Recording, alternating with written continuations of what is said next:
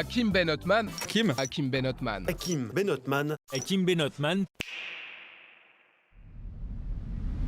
Tout le monde connaît le nom, tout le monde connaît l'histoire, mais presque personne ne connaît l'humain. Hakim a grandi dans un quartier modeste à Tours. À 16 ans, il nettoyait des bureaux pour payer ses études. À 19 ans, il ouvrait son premier kebab avec moins de 10 000 euros. Il bossait non-stop, il montait des broches, il lavait les carreaux, pendant que d'autres jouaient au foot. Lui créait un empire. En 10 ans, il transforme un snack en une chaîne internationale. 124 franchises, 125 millions de chiffres, plus de 60 murs commerciaux. Et un jour, il revend tout. Mais il s'arrête pas là. Deuxième aventure cette fois, direction la Chine. 70 millions de chiffre d'affaires, une nouvelle fois à partir de zéro. Et en 2021, il tente le rachat de Quick. 230 millions d'euros sur la table, mais le message est clair. Il ne joue plus dans la même cour. Mais cette vidéo, c'est pas sur l'argent, c'est pas sur la stratégie, c'est pas sur la réussite, c'est sur ce qu'il y a derrière. Ce qu'aucun podcast, aucun média, aucun plateau n'a jamais montré. Pendant 72 heures, on a tout lâché. Les caméras ont tourné, sans bruit, sans filtre, sans bullshit. Et ce qu'on a vu, on s'y attendait pas. Comment vous allez les gars, j'espère que vous allez bien. Bon, aujourd'hui on se retrouve pour une vidéo assez spéciale, une vidéo avec un invité d'exception qui est Hakim Ben Othman. Ok, donc vous allez voir, c'est une vidéo assez spéciale, on va se retrouver plusieurs jours à ses côtés, plongé dans son train de vie. Le but c'est d'avoir une vidéo 100% Hakim, ok, c'est-à-dire qu'il n'y a rien qui est surjoué les gars, il n'y a aucun script, etc. On n'a rien préparé. Le but c'est vraiment d'avoir quelque chose d'immersif et authentique, de voir une facette qu'on n'a pas vue jusqu'à présent avec Hakim. Et c'est avec grand plaisir que nous on tourne cette vidéo là. Moi, personnellement, je parle pas plus. C'est quelqu'un qui nous inspire énormément, qui nous motive à bosser toujours plus. Et simplement on se retrouve avec la suite de la vidéo. Et je vous souhaite un excellent visionnage les gars.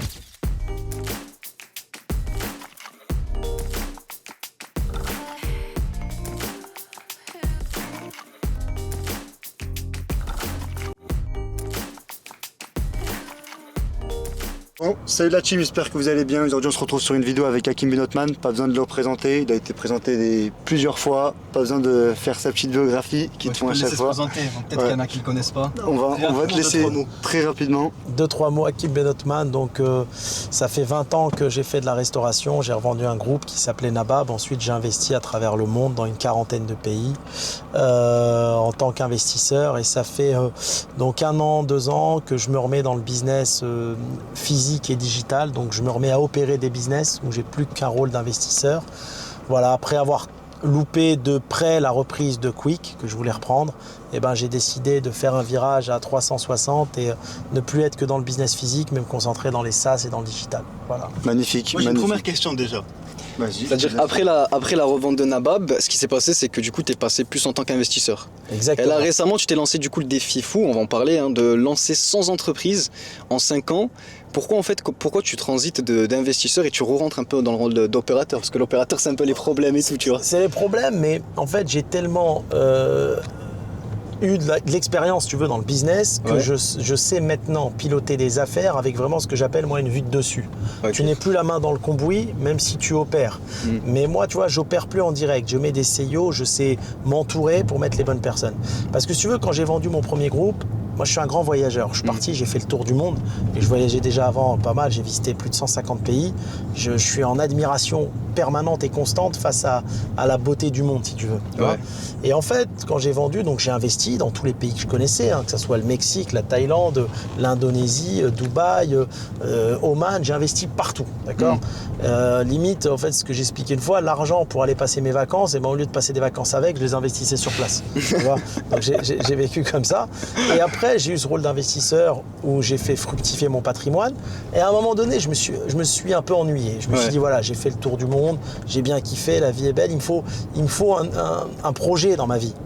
Donc mon premier projet, qui était mon rêve de gosse, c'était de consolider le plus grand groupe de restauration halal en France. Pourquoi en France? Parce que c'est le marché que je connais par cœur. Et le marché halal, il est en France. Tu vas en Espagne ou en Italie, ils s'en fichent du halal. C'est en France le marché halal. C'est là que France-Belgique où les gens mangent halal. Et donc, si tu veux, mon rêve c'est ça. Et je me suis dit, tiens, je vais acheter Quick.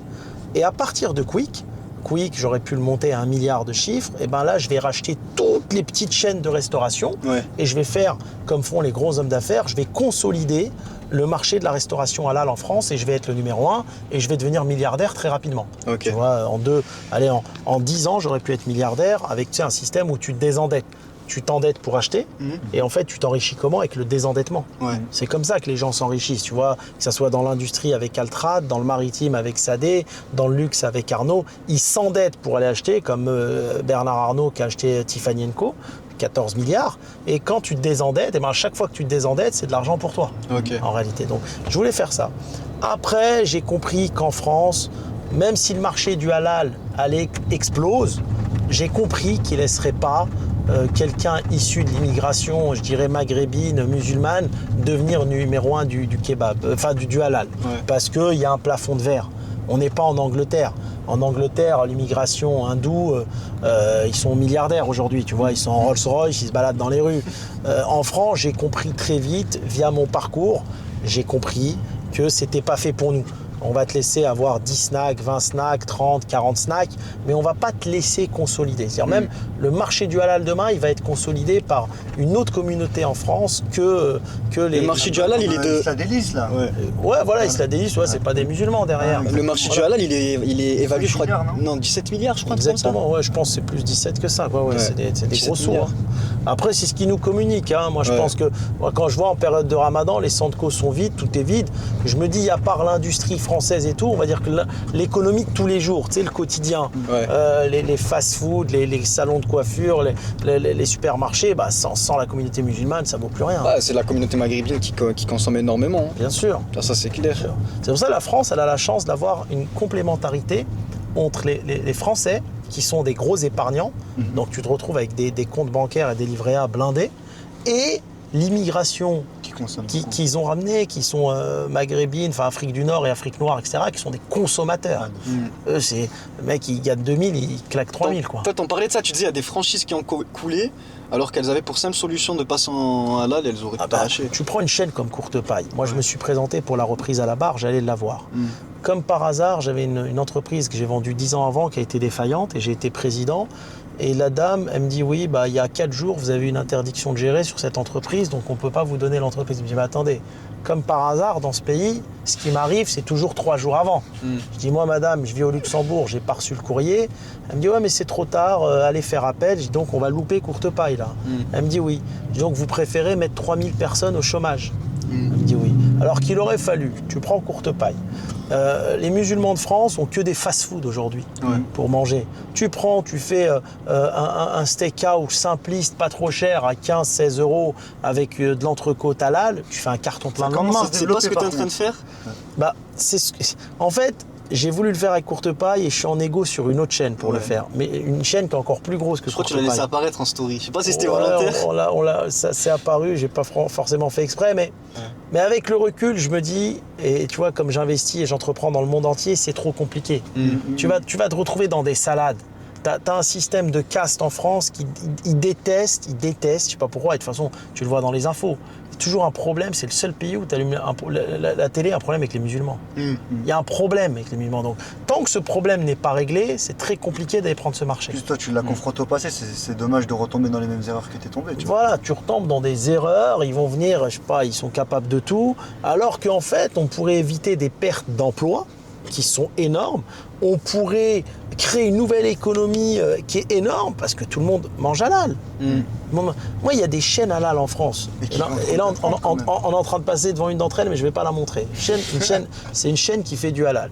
Où plein de franco-musulmans se rendent manger et où j'ai rencontré le patron une fois. Il me dit, moi, je déteste les Arabes. Il me dit, je suis là que pour prendre leur pognon. Et je te jure que c'est vrai. Tu l'as dit ouvertement. Ouais, lui, il me l'a dit ouvertement. C'est un arabe le patron ? Non, c'est une autre communauté. Mais c'est pas un arabe. Et tu vois, on va pas le montrer. Il me dit, je les déteste, je peux pas me les voir, c'est de la merde. Il me dit, je suis là pour leur prendre leur thune. Quand tu vois ça, toi, en temps, ça te fait mal. Mais tu te dis, ce marché-là, moi, demain, je serais hyper fier que ça soit quelqu'un, même si moi, j'ai pas pu le faire et j'ai plus envie de le faire parce que j'ai plus l'âge et la patience de faire face à toutes leurs problématiques. Tu vois, il y en a plein, ils m'ont dit, Hakim, il n'y a que toi qui as les compétences et le track record, l'expérience pour consolider un marché autour de la restauration halal, parce que tu es un des seuls à avoir les compétences financières, opérationnelles, etc. pour faire ce truc. J'ai dit, moi, tu vois, j'ai plus l'envie, mais je serais heureux que demain, c'est un jeune issu de l'immigration maghrébine qui le fasse. Mais là, ils arrivent quand même, quand tu vois toutes les nouvelles chaînes, là, ça quand même bien, ça se développe quand même. Non, mais c'est petit. En vrai ? Tu vois, nous, à l'époque, Nabab, on faisait 120 millions de chiffres avec 50 en propre, ok ? Les nouvelles chaînes, déjà, ils n'ont pas de filiales, c'est que des franchisés, souvent. Et ça reste du petit argent. Je t'expliquais pourquoi. Quand tu prends, même tu as 100 boutiques qui font 1 million chacune. Toi, tu n'as que des franchisés, donc tu prends 5% à tout le monde. Toi, ton entreprise à toi fait que 5 millions de chiffre d'affaires. Ah ouais, c'est vrai. 5 sur 5, tu vas faire 2 millions de bénéfices, 3 millions. T'es rien par rapport à des mastodontes comme Groupe Bertrand qui font 2 milliards de chiffres en intégré. Moi, c'est ça que je voulais avec Quick. Quick, c'est un système de location-gérance, c'est-à-dire les fonds de commerce, ils m'auraient appartenu. Ah bah oui, c'est trop puissant. Bah oui, Quick, t'arrives, tu fais 1 milliard.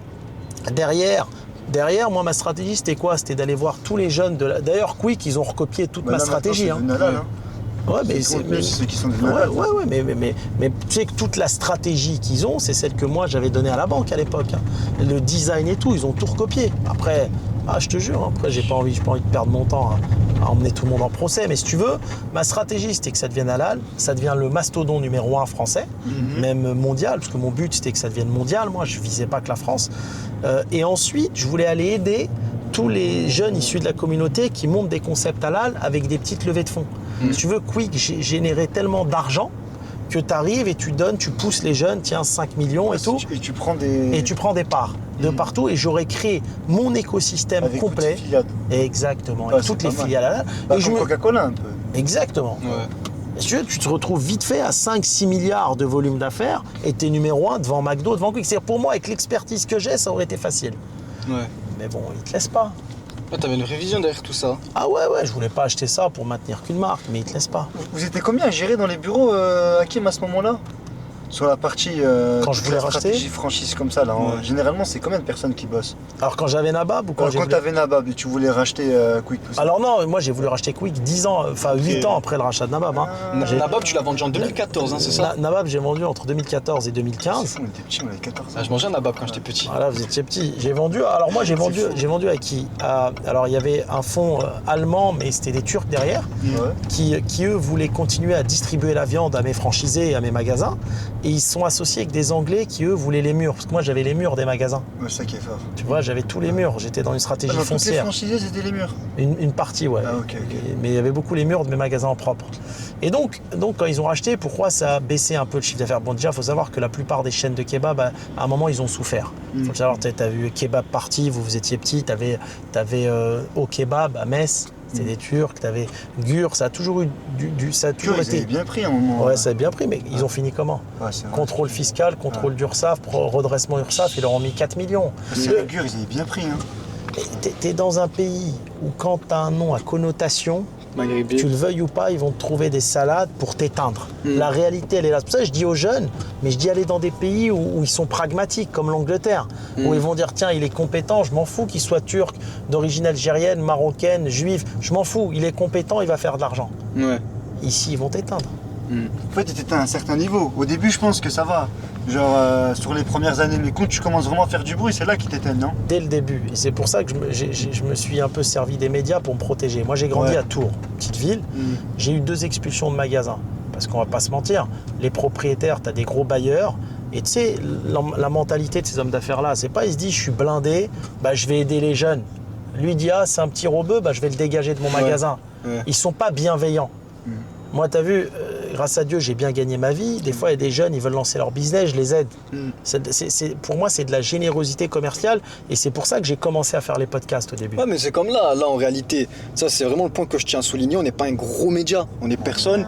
Mais pourtant, tu as accepté aujourd'hui de venir tourner cette vidéo et en plus, ça, tu as même prolongé. On va faire un tour, on va aller à Nancy, on va monter du Concita à Luxembourg, Bruxelles, etc. Donc, franchement, ta générosité, c'est vrai, tu vois. Parce qu'il y en a plein qui vont souligner cette qualité-là. Mais ils arrivent à un certain niveau. Même les personnes de leur communauté, ils vont plus les calculer, tu vois. Moi, si tu veux, je suis de nature simple. T'as vu, je suis quelqu'un, j'aime bien le populaire. Je sais pas si t'as entendu la chanson de Booba, il y a une chanson qui me décrit, tu en avais parlé. Où il dit, tu peux me croiser chez Maxime, tu peux me croiser au Grec. C'est-à-dire, tu peux me croiser au manche de mon jet, comme tu peux me croiser sur Transavia en écho. Je m'en fous, je suis bien partout, moi. Tu vas me trouver à Barbès en train de manger une shorba, comme tu vois, je suis bien partout et j'ai besoin de ça pour être bien. C'est un équilibre, ouais. Exactement. Les trucs de blindés, moi je m'ennuie vite, tu vois, dans des hôtels 5 étoiles et tout. Ça me gave. Tu sais, à l'époque, tu vois, il me parle de Montpellier, je suis Montpellier. Montpellier. Quand j'étais gamin, je gagnais pareil, très bien ma vie. Et j'allais à Montpellier, j'allais dans des hôtels 5 étoiles l'été en vacances un peu. Parce que j'avais mes potes, ils vivaient là-bas. Et à un moment, j'ai dit, mais en fait, on s'ennuie avec des vieux. Et après, je dis, venez, on va à l'hôtel Ibis Budget, là, avec des jeunes, on kiffe, tu vois. Donc, mais quand t'étais jeune, en vrai, ça devait pas être dur, ça. Parce que à 21 ans et tout, t'étais déjà en place. En plus, c'est pas comme maintenant. T'as vu, aujourd'hui, on est dans une époque où quand même, il y a beaucoup de jeunes qui ont de l'oseille. Ouais, il y en a beaucoup. Tu vois, voilà, c'est ça. Toi, tu as beaucoup de voir sur les époque, en réseaux. vrai, quand À ton t'avais époque, 21 rien à ans. voir. Alors moi, je vais te dire, à mon époque, tu vas rire. Quand j'allais avec une Lamborghini dans le sud de la France, j'étais tout seul. Hein. C'est pas comme maintenant. Ouais. Là, maintenant, tu vois plein de jeunes issus de l'immigration, ils sont là, les Clash G, les Russes, comme il dit, il y a de l'argent. Vous, votre génération, il y a plein de fric. Hein. Et moi, à mon époque, on était gamins. Quand j'allais avec mes amis à Ibiza, c'est moi qui payais tout. Sinon, on allait à Salou, ils n'avaient pas d'argent. Tu vois, personne qui avait de l'argent. Tu vois ce que je veux dire? Tu leur payais déjà tous le McDo, ils étaient contents. Ouais, c'est rien à voir. Là, maintenant, même moi, quand je vais à Cannes et tout l'été, j'hallucine les jeunes. Tout le monde gagne ça. Mais comment t'as réussi à rester focus? Genre, aller à 21 ans, t'avais combien de kebabs déjà? 21 ans, je devais en avoir 4-5. Et après, à 24, par contre, justement, moi, je suis d'une génération, j'ai beaucoup bossé. Tu vois, moi, quand j'ai beaucoup, et je bosse toujours beaucoup, mais je suis un grand bosseur. Parce que quand même, t'as explosé vite après quand t'as monté Nabab et tout, non? Ouais. T'en as beaucoup, tu vois, parce que par moment, croître trop vite aussi, pour certains, c'est pas bon, tu vois. Psychologiquement, il y en a. Ouais, il y en a après ça, ils vont pas réussir à assumer, stabiliser. Non. Moi, j'aurais pu être, tu vois, plein de banquiers, des amis, hein, des gros banquiers d'affaires. Je te parle, ils m'ont dit, t'aurais pu être milliardaire. Moi, j'ai eu beaucoup de problèmes. Alors, les problèmes, ça m'a appris. Mais moi, j'ai eu... Là, tu vois, pourquoi ils sont en train de faire un film sur ma vie. Ma vie, il y a des entrepreneurs qui ont beaucoup mieux réussi que moi. Ma vie, elle a été semée d'embûches. Donc, c'est un partage d'expériences hors norme. Moi, j'ai connu les expulsions de magasins parce que tu avais des petits réseaux dans des villes de province qui se parlaient entre eux. Et dans ces villes-là, il n'y a pas de loi. Ils se connaissent tous. Hein. Tu sais, dans les petites villes de France, là, ils se connaissent tous. C'est comme au bled. Hein. C'est pareil. Hein. Ensuite, j'ai eu une succession de redressements fiscaux, des contrôles fiscaux à tout va. Tu vois, aux limites, on te demande de justifier la maillot que tu as pris avec les frites, tu vois. Et donc, j'ai appris. Donc, j'ai appris avec les expulsions, j'ai appris la magouille des beaux commerciaux, j'ai appris le fisc, j'ai tout appris. La justice, vaut mieux pas avoir affaire à eux. Je te dis franchement. Vaut mieux, tu vois, si les entrepreneurs qui nous écoutent, quand il y a des problèmes, parce que dans l'entrepreneuriat, il y a toujours des problèmes, réglez les problèmes entre vous, mais faites en sorte que ça n'aille pas en justice. Parce que après, c'est trop dur. Mais après, c'est à l'appréciation du juge. Tu vois, et le juge... Et dans les autres pays où tu as investi, où tu as fait du business, tu as ressenti un peu ce genre de choses ou pas du tout? Non, moi, le plafond de verre, je l'ai ressenti qu'en France. Je trouve que dans les autres pays, tu t'arranges avec eux, ils sont pragmatiques. Dans les autres pays, on ne regarde pas tes origines, d'où tu viens, on regarde qu'est-ce que tu es capable de faire. Mais si tu es un monstre du business, mais ils vont t'ouvrir les vannes financières, tout ce que tu veux. Tu vois, la France, il y a un plafond de verre. Vas-y, qui comme type issu d'immigration, alors qu'on va pas se mentir, les mecs qui forcent, qui poussent dans le business, c'est que des immigrés. Il y a qui est milliardaire? Il n'y en a pas beaucoup. Il y en a zéro. Je connais pas, moi. Il y en a zéro. C'est vrai que t'en as très peu. Il n'y en a pas. Va voir en Angleterre combien il y en a. Après, la communauté aussi, elle a passé, entre guillemets, cette communauté-là, elle a passé beaucoup de temps à être passif qu'actif aussi. Ouais, mais il y en a qui ont bossé. Ouais, t'en as beaucoup qui ont bossé. Mais après, Hakim, il y en a plein aussi, ils ont eu la même réflexion que toi, c'est qu'à un moment donné, ils sont partis ailleurs, tu vois. Mais parce Nous, que dans la communauté turque, comme je te disais, j'en connais plein. Quand ils ont commencé vraiment à tout arracher, ça leur a mis des bâtons, ça y est, ils sont partis. Voilà. Ils sont partis, ils ont fait ça ailleurs, tu vois. Mais c'est ce que je te dis, parce qu'à un moment, quand tu montes, ils viennent t'écraser. En fait, tu as une opposition entre les fonctionnaires, les gens que tu as vus qui sont là, qui préservent soi-disant les intérêts de l'État, et les entrepreneurs qui se défoncent la santé. Et qui réussit le mieux? Pourquoi ces entrepreneurs? Parce qu'on n'a que ça. Un Français moyen ou un Luxembourgeois moyen, son rêve, c'est d'être fonctionnaire. Ils n'ont pas faim comme nous. Nous, on est venus, nos parents, ils ont immigré, on a la dalle.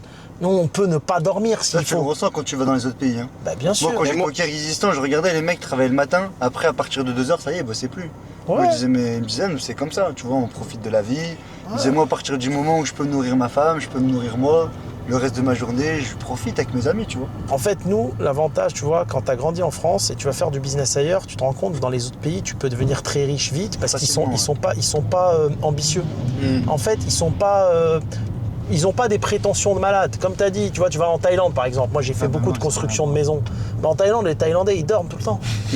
Ils sont fatigués. Ils sont tellement fatigués que les patrons thaïlandais ramènent des birmans. C'est comme quand t'étais passé à la télé en Guadeloupe. Ils sont fatigués. Ouais. Ils faisaient que dormir. Nous, on était là, on se bute la santé. Moi, pour réussir ma vie, je peux me tuer. J'en ai rien à foutre. Parce ça vient d'où ça en vrai? Pourquoi? C'est quoi qui a fait qu'en France... pas. Pourtant qu'en France, on avait tout quand même, tu vois.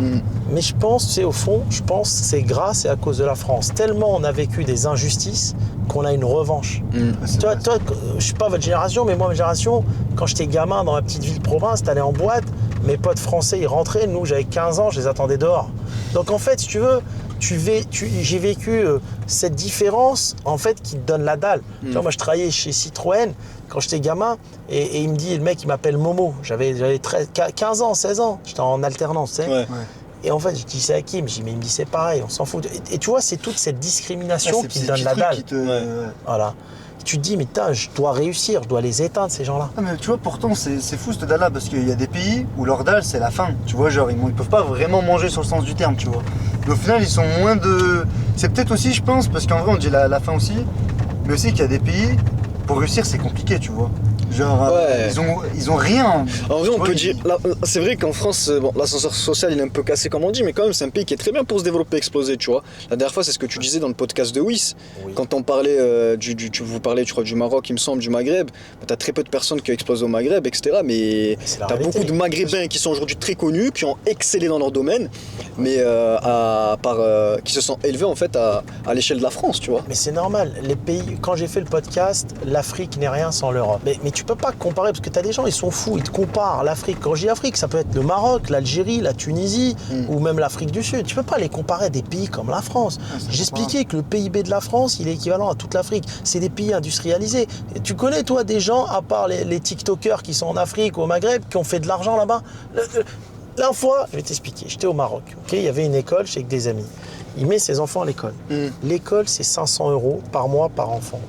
Il me dit Hakim, il dit ici, on ne veut pas mélanger les enfants de riches et les enfants de pauvres. C'est comme ça, tu payes si tu veux que tes enfants soient... T'as compris? Donc si tu veux, c'est des pays capitalistes, c'est des pays... en France, il y a un niveau qu'il ne faut pas dépasser. Ils te laissent prendre 10 millions, 5, 6, 10 millions facile. Il ne faut pas rentrer avec eux dans la cour des milliardaires. Par contre, ils te laissent quand même faire de l'argent. Ouais. Mais en Afrique, ils te laissent rien faire, on va pas se mentir. Moi, tous mes potes qui ont été avec de l'argent en Algérie, ils sont pris pour des entrepreneurs de fous parce qu'ils ont gagné de l'argent en France. Ils sont revenus 3 ans après, une main devant, une main derrière. Non, mais il y en a plein, c'est ça. Mais c'est normal. Moi, parce que... je connais des personnes, ils arrachaient tout en France. Ils sont allés en Turquie, ça les a éteints, ils sont revenus en France 4 ans après. Hein. Bien sûr. Là-bas, c'est un vrai monde de requins, tu vois. Il y a plus, c'est plus pareil. Nous, on est gentils un peu dans le business, je trouve, tu vois. Non, mais ils croient qu'ils les ont attendus. En fait, ils n'ont pas compris, eux, en étant immigrés ici, que ce soit turcs, marocains, algériens, ce que tu veux, ils croient que leur pays d'origine, il les a attendus. Mais il y a des entrepreneurs là-bas aussi. T'arrives. Il y a une fois, un mec, il m'appelle, un Français. Il a voulu investir dans un business à Marrakech et dans des terrains. Il a fait un virement de 3 millions d'euros à son associé, soi-disant, qu'il a rencontré dans un salon de l'IMO. Il m'a dit, il m'a bloqué, il me répond même plus. Ça y est, j'ai oublié tes 3 millions. Il me dit, non, j'ai pris des avocats. Je dis, oublie. Tu t'as fait un tu dors virement. comment quand t'as perdu 3 millions comme ça? Tu dors plus. C'est vrai, tu dors comment si tu dors plus? Dors plus le mec. Mais non, mais il y a un moment donné, chaque pays a avantage et inconvénients. Et moi, tu vois, dans mes podcasts, pourquoi ils sont appréciés, je dis la vérité. Tu vois, la France, elle a plein d'avantages. Tu vois, c'est moi ce que j'aime pas. Tu vois, moi j'ai vécu le racisme. J'ai vécu parce que il y en a plein qui l'ont pas vécu. Tu prends ma mère ou ma sœur. Ma sœur, elle est dans l'immobilier de luxe. Ouais. Elle me dit, moi, j'ai jamais vécu le racisme dans ce pays, la France. Moi, je l'ai vécu dans mes business. Après, parce que je faisais du kebab, c'était mal vu, c'était halal et je suis rebeu. Okay. Après, ça joue aussi le fait que tu es un garçon ici, tu vois. Peut-être. Ouais, bien sûr. Mais tu vois, peut-être j'aurais fait un SAS à l'époque. Bah, tout est en ligne, j'aurais peut-être pris 1 milliard et j'aurais jamais vécu le racisme. Le Français de pure souche, il peut pas bien réagir quand il voit le Maghrébin du coin mieux réussir que lui, tu vois. À ton époque, je pense que c'était assez compliqué à ce niveau-là. Mais même les Maghrébins, déjà, ils vont déjà même les Maghrébins eux-mêmes. Même à travers toi, tu vois, il y en a plein qui vont Après, comme t'as dit, moi, il y avait une phrase que j'avais beaucoup aimée. Tu dis, quand je pense à la France, je pense pas Je pense pas au moment lorsque je vais vivre le racisme, je vais penser aux Français de pure souche qui m'ont tendu le bras, tu vois. Voilà, pourquoi j'ai voulu dire ça? Parce qu'il y a des Français, il y a une différence entre la France que tu vois aux L'État, infos. en fait, c'est ça. Voilà, il y a l'État. L'État, je les connais pas assez bien pour dire si c'est des fachos ou pas, mais bon, eux, c'est des hommes politiques, c'est autre chose. Ils cherchent que leur intérêt et leur vote, c'est encore autre chose. Ensuite, il y a ce que tu vois aux infos, qui sont gérés par les médias, hein. Ils racontent c'est ce les qu'ils médias. veulent. Et à la réalité, moi, j'oublierai jamais, il y a des Français qui m'ont vraiment tendu la main. Comme j'ai dit, la réalité. Tu vois, quand je faisais mes salons de la franchise au début, j'ai vu des choses qui m'ont fait mal. Tu sais, il y a 20 ans, le salon de la franchise, c'était pas comme maintenant où tu vois que des rebeux. Hein. Il y a 20 ans, j'étais le rebeu de service, hein, avec des messieurs, ils me disaient, mais c'est quoi? C'est un truc, quoi. Ils venaient, ils me serraient même pas la main, tu vois. J'étais avec mon petit costume 3 pièces. Mais à côté de ça, il y a des banquiers qui m'ont financé, des Français. Okay. J'ai rencontré des grands monsieur aussi en France. J'ai rencontré des bailleurs qui ont des murs qui me disent tiens, je te donne le local gratuit parce que je crois en toi. Mais heureusement qu'il y a des humains qui sont bons. Partout. En vrai, c'est juste qu'il faut le vivre en vrai, c'est tout. Ce qui toi, t'as compte, vécu des choses comme ça. Ce qui compte, c'est que toi, t'en as fait une force et tu t'es pas victimisé, ni plus ni moins. Si tu te victimises, voilà, t'as perdu, tu vois, c'est comme le Français là, qui vient de perdre 3 millions au Maroc. Bah, il peut dire ouais, les Marocains, ils sont racistes, ils aiment pas les blancs, tu vois. Si tu victimises, partout t'es mal barré en réalité, tu vois. Donc il faut en faire des forces, tout ça. T'en fais des forces et t'avances, c'est tout. Mais voilà, il faut pas que tu sois trop ambitieux non plus. Il faut que tu fais 10 millions, 20 millions, 100 millions de chiffre d'affaires, mais si tu commences à vouloir consolider le milliard, tu vas avoir des problèmes. Mais toi, à un moment donné, exemple, là, je vais prendre Nabab, tu avais beaucoup exporté dans d'autres pays. C'était pas compliqué? Alors, les États-Unis, c'était facile, mais c'est qu'au bout d'un moment, ça me faisait trop loin pour y aller. Dubaï, très dur. Dubaï, c'est hardcore là-bas, on va dire. Dubaï, c'est bien pour l'immobilier, c'est bien pour la finance, c'est bien pour le En même digital. temps, avec le miel, t'as galéré. Très dur. Le Portugal, on va pas se mentir, le Portugal, l'Espagne, j'ai ouvert un peu de partout. Économiquement, c'est mort. Faut dire la vérité. Tu parler un moment de la Russie, je crois. Si, la Russie aussi. La Russie un peu. Là où on a cartonné, c'était en Chine. En Asie, mais c'était pas Nabab. J'ai créé une autre marque de kebab que j'ai revendue. J'ai revendu à Lunkin Coffee, c'était le concurrent de Starbucks, parce que j'avais que des bons emplacements. Mais la Chine aussi, c'est la mafia. Le business, tu es obligé de t'associer avec eux, c'est très difficile. En vrai, de partout, c'est... Mais partout. La France, tu as 2 avantages. Un, pour créer une boîte, c'est facile. L'inconvénient ici, c'est l'administratif qui est trop lourd. Un, c'est facile. Deuxièmement, économiquement, là, ils te parlent de crise et tout, moi, j'y crois pas. Elle est bouillante économiquement, la France. Il y a de l'argent. Il y a une immigration qui consomme, il y a de l'argent dans l'IMO, il y aura toujours du pognon à faire en France. Je suis d'accord à 100% là-dessus. Il y aura toujours du pognon. Tu vas avoir plein d'entrepreneurs, ils vont se barrer, ils vont claquer leur oseille dont ils ont triché pour le gagner ici.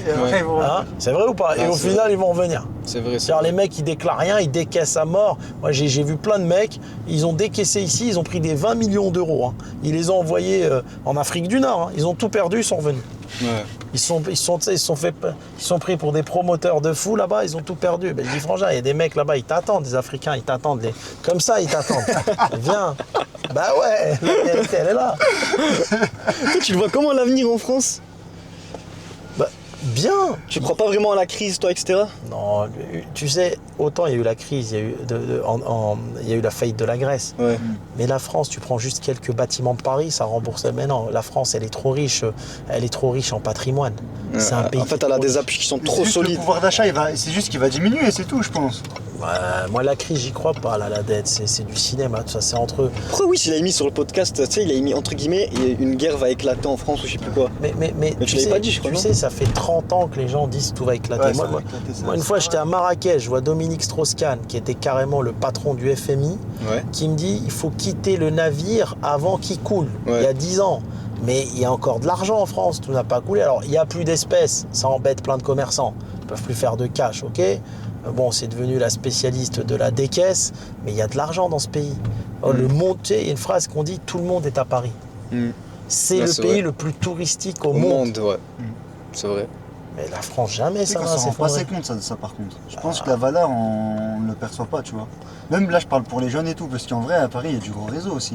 Paris, ça bouge tellement. Moi, tu vois, ça bouge tellement Paris. Paris, j'y ai vécu une partie de ma vie. Je me baladais, chaque fois que je viens, je me balade le soir en scooter. Quand c'est vide, pour moi, c'est un musée à ciel ouvert. La France, on peut se plaindre. Je pense que les gens se plaignent de tout dans ce pays parce que c'est des enfants gâtés. peut dire ce qu'on veut, on est des enfants gâtés. Ça n'existe pas un pays où tout... Tu vois, moi, quand je dis tout est gratuit dans les podcasts, alors les gens disent, ouais, on paye. Tu vois, les gens qui touchent 3 4 000 par mois, on paye des impôts, des charges. Ouais, mais celui qui bosse pas, tout est gratuit. Moi, j'ai des potes à moi, ça fait 10 ans, ils sont au RSA et tout est... La médecine gratuite, la CMU. Ça, c'est une dinguerie, hein. Tout est gratuit, ça n'existe pas ailleurs. En fait, ça, tu le conscientises que quand tu voyages, sinon c'est impossible de le conscientiser. Voilà. Et moi, ce que j'aime pas, t'as vu, il faut être honnête, c'est ces mecs-là qui dénigrent le plus la France. Ouais, mais c'est ça, c'est ça.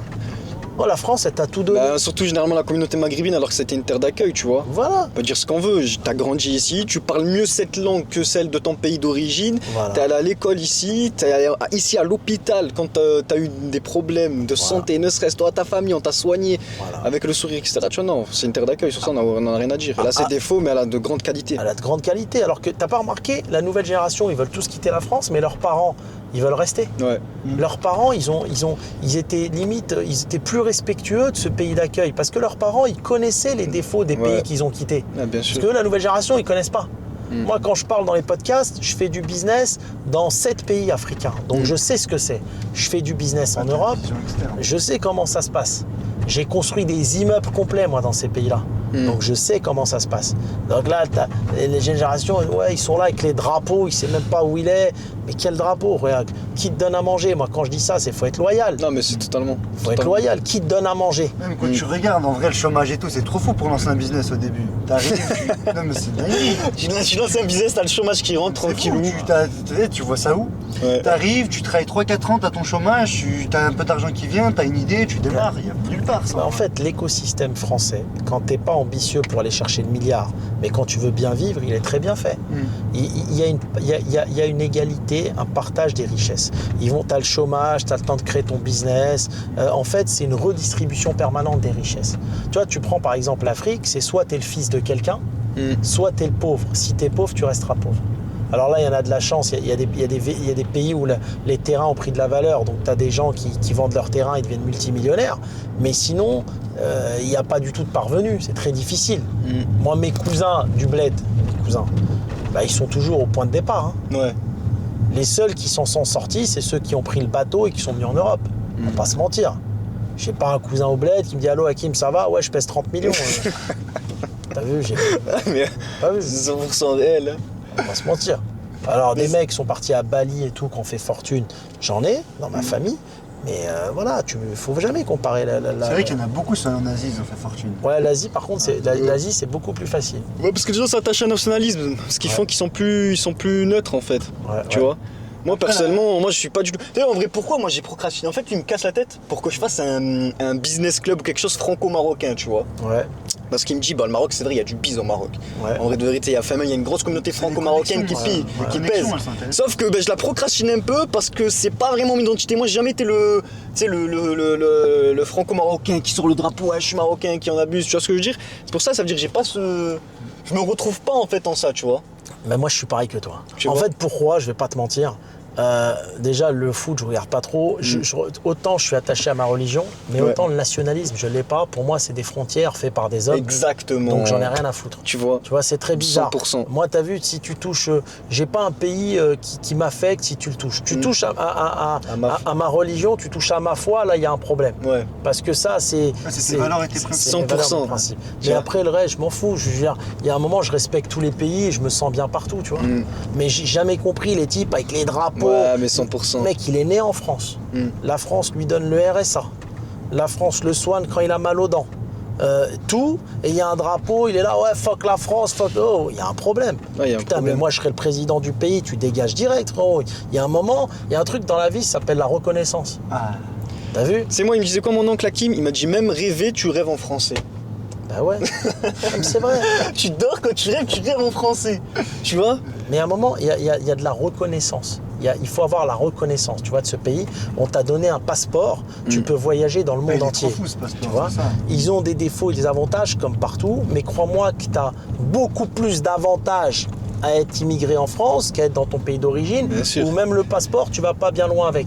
Et même ce que tu as vécu ici, ce que tu as apprécié, je pense que la prise de compétences que tu apprends en France, elle a trop de valeur. Moi, quand je partais dans d'autres pays, là pendant 8 mois, Mais je me dis, mais en fait, tout ce qu'on a vu en France, les business models qu'on a vu en France, tu les exportes, ça y est. Un truc tout bête, hein. Un truc tout bête. Tu montes même une agence d'influence. Pas besoin. T'as vu comment de la France à la France, tu vas à Paris, tu retournes dans des villes plus petites, c'est fini. Exactement. Les trompe-l'œil, ils viennent d'arriver à Montpellier. Ce que je disais, oui, il y a quelqu'un, un mec, un banquier d'affaires, un mec international, un ami à moi que je connais bien. Il me dit, il vit en province, tu vois, quand il vient en France et il vit en province en Italie. Mais il me dit, une fois par mois, je suis obligé de faire New York-Paris pour maintenir mon niveau intellectuel. Parce que tu parles pas avec les mêmes gens. Ouais. Tu parles avec des gens très ouverts d'esprit, qui ont un niveau intellectuel qui fait que tu vas évoluer automatiquement. Tu vois donc si tu veux, Non, faut remercier ce pays pour ce qu'il nous a donné. Attends, moi je vois, mais moi, dans ma propre famille, j'ai vu des gens, genre, j'avais mal à ma France, comme on dit. La vérité, tu vois des gens, toute leur vie, ils ont gratté le système, ils ont jamais bossé, j'en connais plein. Et il est au bled, il vit, dès qu'il a un peu mal, attends, je prends mon avion, je vais à Paris me faire opérer. Les politiciens marocains eux-mêmes, dès qu'ils ont une galère, ils vont se faire soigner où? Donc il y a un moment, tu as vu, il faut dire merci à ce pays. Ouais. Il faut dire merci et faut se méfier. Moi, tu vois, je fais du business dans tous les pays. Dans chaque pays, il faut se méfier, il faut s'entourer. C'est important. Voilà, va pas croire que l'herbe est plus verte ailleurs. Tu vois, c'est tout. Donc voilà, chaque pays, il faut le respecter. Mais on est quand même plus ou moins, même si moi je crois pas en la démocratie, dans un pays beaucoup plus démocratique que plein d'autres. Ouais, bah, bien sûr. D'accord, tout simplement. Bah, Macron, il a mangé une tarte, hein, quand même. Ouais, ça, j'ai jamais vu. Ça, par contre, je suis pas pour, moi, tu vois. Il faut quand même Ce que je veux dire, c'est que Macron a mangé une tarte, et le mec, je crois, il est même plus en prison, je crois. Ouais, c'est un truc de fou. Tu vois, c'est fou, ça, quand même. T'imagines, Poutine, il mange une tarte comme ça? Ouais, c'est un pays. C'est pas possible. Tu sais, moi, j'ai toujours dit, la France, elle n'aurait pas ce problème avec les infos où ils crachent à longueur de journée sur leur communauté musulmane. Mais tu sais, ça, je pense, c'est économique et politique. Hein. Tu sais, ils sont passés, il me semble, Bolloré est passé plusieurs fois en procès, il me semble, et on lui a justement tapé dessus sur ça. Parce que justement, il y a plein de journalistes qui travaillaient dans ces groupes-là qui disaient le mot d'ordre, c'était islam, immigration, etc. Tu vois, c'était vraiment le mot d'ordre. En fait, on leur dit de jouer sur ça. C'est comme d'habitude, diviser pour mieux régner. Régner avec la peur. Tu vois. Exactement. Et ça, c'est malheureux. Je pense que malgré un pays démocratique, il faudrait que l'État se rentre un peu là-dedans. Et c'est quoi, genre, tu penses, les actions à mettre en œuvre? On parle beaucoup de ce qui est actuellement, tu vois. Mais si maintenant il y a des gens qui veulent changer les choses, ça serait quoi les actions à mettre en place pour changer un peu ce système-là? C'est possible mais en fait, moi, mon rêve, ce que j'aimerais pour ce pays, c'est qu'il devienne plus patriotique qu'il ne l'est. En fait, ce qu'ils ne se rendent pas compte, c'est qu'ils font tellement vivre d'injustice à une partie de leur immigration, et c'est beaucoup l'immigration maghrébine qui pourtant fait partie du tissu économique, que les gens, tu as vu, ils sont plus patriotes. Tu vois, les Américains, même les blacks américains, ils sont patriotes. Ils vont dire, on veut se battre pour les États-Unis. Ici, t'as pas ça. Ils ont loupé, la France a loupé l'intégration d'une grande partie de son immigration. Bah, tu sais que c'est justement ça. Et du coup, moi, j'avais transité sur quoi? Tu sais, concernant le business club franco-marocain, je me suis dit, moi, marocain, ça me parle pas trop. Maghrébin, ça me parle plus. Parce que tu sais, à la base, on était un seul unique peuple. En vrai de vrai, tu regardes l'Algérie, le Maroc, tu vois bien que c'est des frontières qui ont été tracées à la règle. Et moi, je me suis dit, quelque chose qui pourrait plus me parler serait un business club peut-être franco-maghrébin pour intégrer mieux les maghrébins, l'élite maghrébine au sein de la France, tu vois. Et là, ça me parlerait. C'est pas dissocié, tu vois. Bien sûr. Et ça serait ouvert à tous. Bon, je pense que j'aurais plus majoritairement des maghrébins, logique, mais moi, j'accueille avec grand plaisir le français de pure souche, tu vois, et à bras ouverts. La réalité économique, elle est là. Tu vois, moi, je parlais avec quelqu'un quand j'ai fait mon podcast « L'Afrique n'est rien sans l'Europe », tu vois, et notamment la France. Ouais, ils nous ont volé plein de richesses. Il me dit, c'est le contraire, c'est la France n'est rien sans l'Afrique. Je dis, écoute, déjà, il y a des pays d'Afrique où ils y sont plus depuis longtemps et ça n'a rien changé pour ton quotidien, d'accord. 2, quand je vends des maisons en Afrique, 70%, 60%, c'est de l'argent qui vient de France. 3, renseigne-toi sur les milliards de dollars qui partent de la France tous les ans via donc des immigrés pour aller vers le Maroc, vers l'Algérie et vers la Tunisie. Tu vas être choqué. C'est plusieurs milliards de dollars, ok. Donc ça, faut pas l'oublier. Après, ils vont te parler, ouais, mais l'Afrique, c'est un sol riche. Mais nous, on s'en fout que ce soit riche. Nous, on te demande comment vit la population. Moi, j'ai de la famille dans des pays d'Afrique qui n'arrivent pas à manger de viande. Ils mangent la viande une fois par mois. Moi, je parle de réalité. Moi, ce qui m'importe, je m'en fous que les sous-sols de toute l'Afrique soient bondés de pétrole ou de phosphate. Non, moi, ce qui m'importe, c'est comment vit la population. Ici, en France, que tu le veuilles ou pas, eh ben, quelqu'un qui touche 2000, il peut devenir propriétaire. En Afrique, moi, mes cousins, la plupart, quand ils se marient, ils vivent encore chez leurs parents. Parce qu'ils peuvent pas devenir ce qu'on appelle primo-accédant. Tu vois ? Donc il y a plein de choses où il faut quand même dire merci, tu vois ce que je veux dire. Ouais. Merci à ce pays qui a beaucoup donné. Il ne faut pas écouter les conneries des gamins. Ouais, ils ont volé l'Afrique, ouais, ceci, ils volent tout. Tu les entends? Le monde entier, c'est à cause de la France qui se passe. Tu vois ce que je veux dire? Mais bon, il ne faut pas déconner non plus. Il faut regarder ce que t'offre le pays, comment toi tu Il faut vis. être ouvert d'esprit, je pense, tu vois. Moi, j'ai vu. Saisir les opportunités que tu as à saisir et avancer, c'est tout. Il faut... Ouais. Après, il faut toujours aussi chercher à améliorer les choses, je pense, tu vois. Et on a tous une part à jouer. Moi, c'est ça. Parce que nous aussi, comment on se comporte envers les autres, tu vois. C'est ça, exactement. Moi, j'ai toujours. Tu sais, il y a une grande tendance où les jeunes, bah, justement, comme tu as dit, ils veulent partir. Enfin, partir, c'est bien, attention. Tu sais, moi, c'est un peu cette matrix-là qui me dérange. En fait, c'est un peu l'égoïsme. Ouais. Tu vois, je dis, ok, moi, je pars, j'ai la faculté. Tu vois, Dieu merci, on n'est pas cons. On peut faire un peu d'argent en ligne, etc. On peut partir, je peux m'enfuir, entre guillemets, tu vois. Et je fais quoi, moi, de ma famille, de ma communauté, mes tantes, mes oncles qui parlent même pas français, mes petits cousins, mon petit cousin qui a perdu son père, je fais quoi de ces mecs-là? Je les laisse et je les abandonne? Non, donc pour moi, je suis obligé à mon échelle de m'impliquer et de faire quelque chose. Tu vois, c'est important. Non, moi, tu vois, j'ai commencé à avoir un problème avec le pays, avec la France, quand j'ai été victime d'injustice. Moi, avant, j'étais quelqu'un de très patriote. C'est-à-dire, moi, ça me dérangeait pas de payer 70% d'impôts. T'as vu, c'est... Bah ouais, je me dis, ça va pour les gens pauvres, ils en ont besoin. Et je suis pour un peu d'impôts. Tu sais, comme l'impôt, on va dire, sur la succession. Plein de gens. Bah moi, je suis pour. Tu sais pourquoi je suis pour? Parce que ça permet aux parvenus de remonter. Et sinon, les gens, c'est comme dans les pays arabes, ils font que s'enrichir. Ouais, bah oui. S'il n'y a pas d'impôt sur la succession, bah, tu vas te retrouver avec des familles multimilliardaires et l'autre qui est pauvre, il restera toute sa vie pauvre. L'écart, il est trop. Bah, je crois que Bah Jackie oui. Chan, il a donné toute sa fortune, je crois, à des assos, je sais plus ce qu'il a fait. Il a dit, je les donnerai pas à mon fils parce que s'il ne sait pas les gagner, il saura juste les dépenser. Exactement. Il a tout dit. Et c'est exactement comme ça. Donc cet impôt-là, moi, il me dérange pas. Tu vois. Après, moi, c'est un pays où ça me dérangeait pas de payer des impôts parce que ça aide les gens. Où j'étais hyper patriotique à la base. Hein. Moi, j'ai pas voulu quitter la France. On m'a poussé à la quitter. Hein. C'est pas pareil. Moi, j'ai pas. Mais ça, il n'y a pas que toi. Regarde, là, je regardais la boiserie, il disait la même chose. Il disait, moi, j'ai envie de rester là, mais on me pousse à la quitter, tu vois. Poussé à quitter. Il y a un moment donné, tu viens, tu me fais des redressements en millions d'euros. Tu me dis, la viande kebab, la perte, elle est de 5%. Et moi, je te dis, c'est 40. L'usine de viande, elle est à moi. Je connais quand même. Je sais que dans la viande, il y a plein de glaçons. Il y a plein de glaçons, il y a plein de sauces. Pèse là, je ramène des huissiers, des experts de la viande. Je dis aux impôts, vous ne connaissez pas, ramenez des experts. Là, on parle d'un vrai métier. Non, c'est comme ça, et puis c'est tout. Et tu me voles des millions. En fait, il t'accuse que la viande de kebab se consomme moins que ce que toi tu disais. Voilà, alors qu'en fait, la viande, tu t'as disais vu. que tu détournais de l'argent comme ça. Ouais. Voilà, la viande, elle se quoi. consume. Même aujourd'hui, tu vois, on est 20 ans après, je leur demande d'aller faire les tests, ils vont halluciner. Quand tu mets 30 kilos à cuire, t'as vu, eh ben, même si tu fais 100 grammes par sandwich, avec 30 kilos, tu fais pas 300 sandwichs, tu en fais 150, 160. Il y a 45%. Donc à partir de ce moment-là, tu vis 2 expulsions de magasins. Après, tu vois l'administration, elle te vole. Ils veulent rien comprendre. Tu leur expliques, t'amènes des pros de la viande. Non, c'est comme ça et c'est tout. Bah tu dis en fait ce pays c'est des voyous en fait. On parle en dizaines de millions.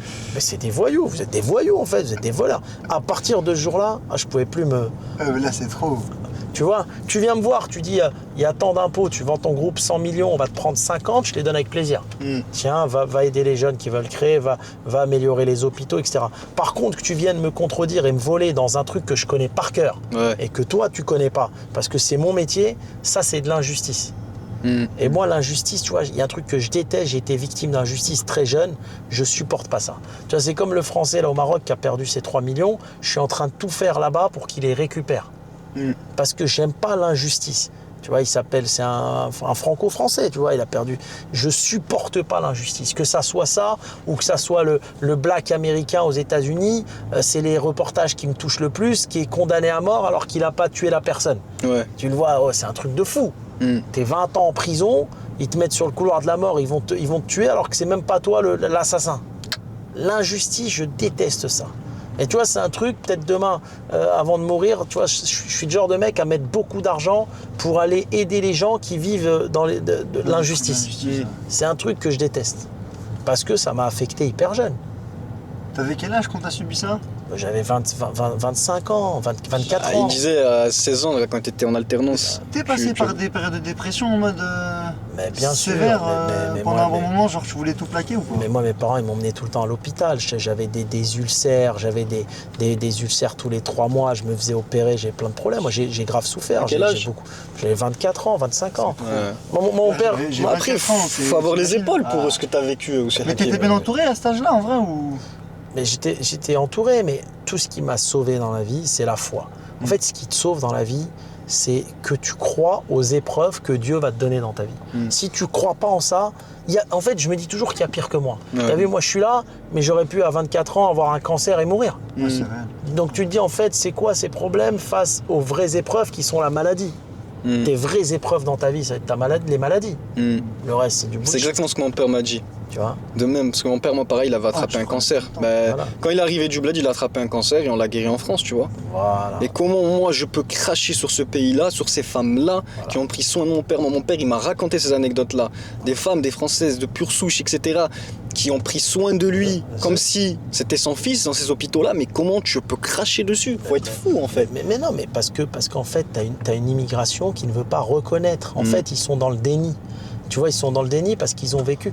Moi, j'ai toujours dit la France, c'est une question de réglage. Si elle était un peu plus sympa avec son immigration maghrébine et qu'il ferait des trucs comme SOS Racisme pour que les gens ne vivent pas le racisme, parce que il faut qu'ils comprennent que l'injustice et le racisme, ça affecte à vie après les gens et que le mindset des gens, il change. Et ben, ça serait le meilleur pays du monde. Ça commence à se développer là-dessus, tu penses? Moi en tout cas, j'ai l'impression, tu vois. Bah moi, quand je vois BFM, j'ai pas l'impression. Hein. Après, il faut pas regarder BFM, en vrai. Avec les médias et tout, je suis d'accord, mais je te parle. Les médias, ils vont te faire croire ce qu'ils veulent. Même si dehors, c'est le monde des bisounours, ils vont te faire croire que c'est l'apocalypse. Ouais. Et que, voilà. Non, mais c'est vrai ce que tu dis. Non, mais je pense dans la partie salariée et tout, t'as raison, tu vois. Mais en gros, tu vois, exemple, pour des jeunes, tu sais, quand ils sont dans l'entrepreneuriat et tout, moi, après, personnellement, c'est ce que nous, on a subi, tu vois, ce que nous, on a vécu plutôt. Je trouve que après, on n'est pas sur du business physique, c'est ça aussi la différence. Ouais, on n'est pas sur du business physique, on est sur du business digital. Ça veut dire que nous, on le subit moins. Mais je pense que c'est vrai que si tu prends quelqu'un de mon âge et qui monte un business physique, à mon avis, il n'a pas le même parcours que moi, tu vois. En fait, tu as deux écoles. Je vais te montrer un exemple comparatif tout de suite. Moi, par exemple, j'ai un arrière-oncle, paix à son âme, qui avait un cancer du sang, ok, et donc qui était en Algérie. Ils lui ont dit, les hôpitaux, tu vas mourir, il te restera 4 mois. Okay. Il est venu en France, il a été dialysé, il a vécu 15 ans de plus. Donc tu vois un peu, comme je dis, quand même, ce pays, il te fait vivre. Et ces enfants qui vivent en France, par reconnaissance, tu vois, aujourd'hui, ils travaillent dans les hôpitaux, dans les maisons de retraite pour aider les vieux. Okay.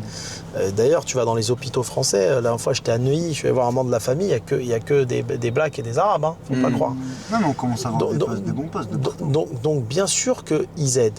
A contrario, je suis passé il y a 1 an, enfin 2 ans, au tribunal, tu vois, pour une entreprise, pour une interdiction de gérer. Okay. Je passe au tribunal, mon avocate, elle avait 2 clients, moi, donc c'était une entreprise que j'avais il y a très longtemps, que je t'expliquais, on parle de 200 000 € de dette. Et il y avait un autre client qui s'appelait Stéphane Français. On parle de 4 millions, je crois, de dettes. Je dis à l'avocate, j'ai envie de venir pour parler quand même à la juge. Elle me dit, vous inquiétez pas, j'ai mon autre client, Stéphane Français, pas de problème, on parle que de 200 000 €, venez pas. Ben moi, ils m'ont mis en interdiction de gérer 10 ans. Ils m'ont mis faillite personnelle. Faillite personnelle, ça veut pas dire on te prend ton argent. Faillite personnelle, c'est comme l'interdiction de gérer, c'est un statut, quoi. C'est genre, tu peux pas aller chercher de prêt à la banque, etc. Et le Stéphane Français, pour 4-5 millions, ils lui ont rien mis. Rien du tout. Ouais, c'est vrai. Rien du tout. Donc, la partie justice, il y a trop. Donc il n'y a rien qu'à changer. Ouais, non, je suis d'accord. Donc quand tu es un entrepreneur et que tu as créé 3200 emplois dans le pays, tu vois ça, tu dis ils sont malades. Tu dis en fait, le même truc avec 4 millions et 200 000, bah pourquoi tu mets à ce nom, juste parce que tu as vu le nom Stéphane Français? C'est-à-dire là, tu peux plus exercer toi d'activité en France? Si, parce que j'ai fait appel, j'ai gagné. Ok, ça va, magnifique. Mais moi, ça a changé à ma vie, parce que je compte plus de toute façon. Ouais, tu comptes plus, on tourne ici. Créer de trucs en France, si tu veux. Mais ça, en fait, ça te fait mal au cœur. Tu te dis, mais en fait, tu crées 3200 emplois, tu fais tourner l'économie, tu participes à faire tourner l'économie et ils te prennent pour un cassos. Toi, c'est comme une fois un mec des impôts, il me donne rendez-vous, il me dit, mais votre communauté, monsieur Benoît, il faut payer les redressements fiscaux, votre communauté profite bien du système, hein, vous savez, les allocations. Je dis, écoutez, moi, la communauté, déjà, c'est pas mes parents. Hein. Ouais. Je dis, moi, je sais même pas où on s'inscrit au RSA. Et je crois dans ma vie que Dieu me préserve, j'ai été une fois à l'hôpital. D'accord. Je vais jamais chez le médecin. Donc, il y a un moment donné, quand tu me dis ta communauté, c'est-à-dire direct que l'administration en elle-même, elle pense que c'est que des gratteurs, les robeux. Il y a une mauvaise vision. Tu vois, ils vont jamais te parler de ceux qui créent des richesses, de l'emploi, etc. Ils se disent c'est que donc il y a un problème. Ils mettent tout le monde dans le lot. Je pense que juste la communauté maghrébine, ça doit être au facile 10-15% de l'économie française, je pense. Hein. Bah plus, non. Je sais quoi, on est. D'après les sources officielles, combien ils nous disent? 6-7 millions. En fait, Ouais, non, on est plus. Ouais, moi aussi je pense, on est 10 millions, un truc comme ça. Même plus, même. Ah, tu le vois à Paris. Quand tu vois tous les Français reconvertis et tout, vas-y, il y a peut-être 15 millions de musulmans. C'est vrai, il y en a beaucoup. Sûr et certain, c'est 25%. Bah oui. Moi, tous mes potes d'enfance sont tous reconvertis, c'est des Français. C'est quoi la dernière fois qu'il me sur Insta, franchement, 30% de votre économie contre des voitures brûlées, c'est pas mal, hein. Bah bien sûr. Non mais tu vois ça te fait...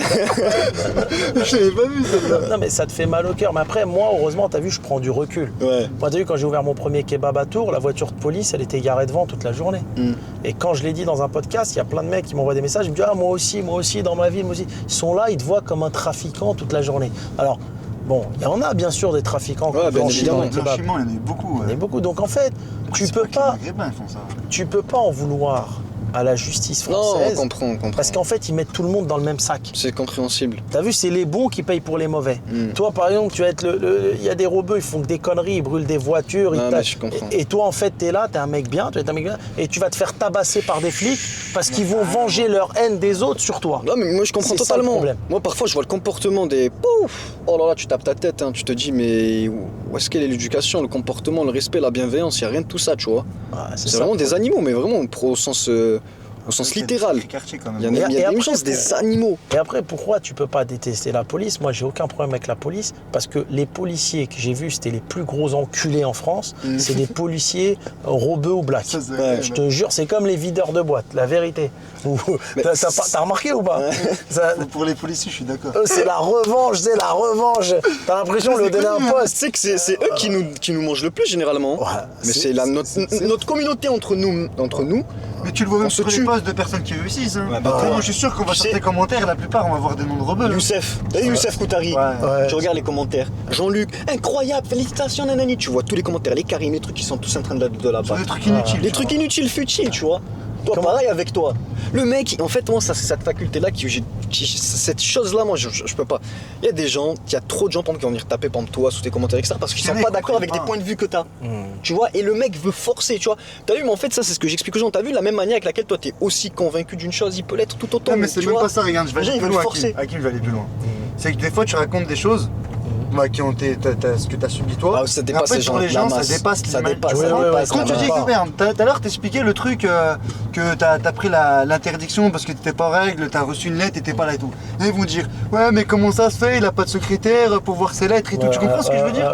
En gros, ils vont trop rentrer dans un. Tu sais, en fait, écoute les gens et c'est tout. Il y en a trop qui m'ont dit. Ouais, Hakim, ouais, mais attention, il y en a trop qui disent ça, mais parce que c'est des choses qui les dépassent. Non, mais les gens, déjà, comme tu dis, les dépassent, ils ont pas le mental pour comprendre et non pas, t'as des gens qui n'ont pas l'intelligence de le comprendre, ils connaissent ça. C'est comme quand on te met en faillite personnelle.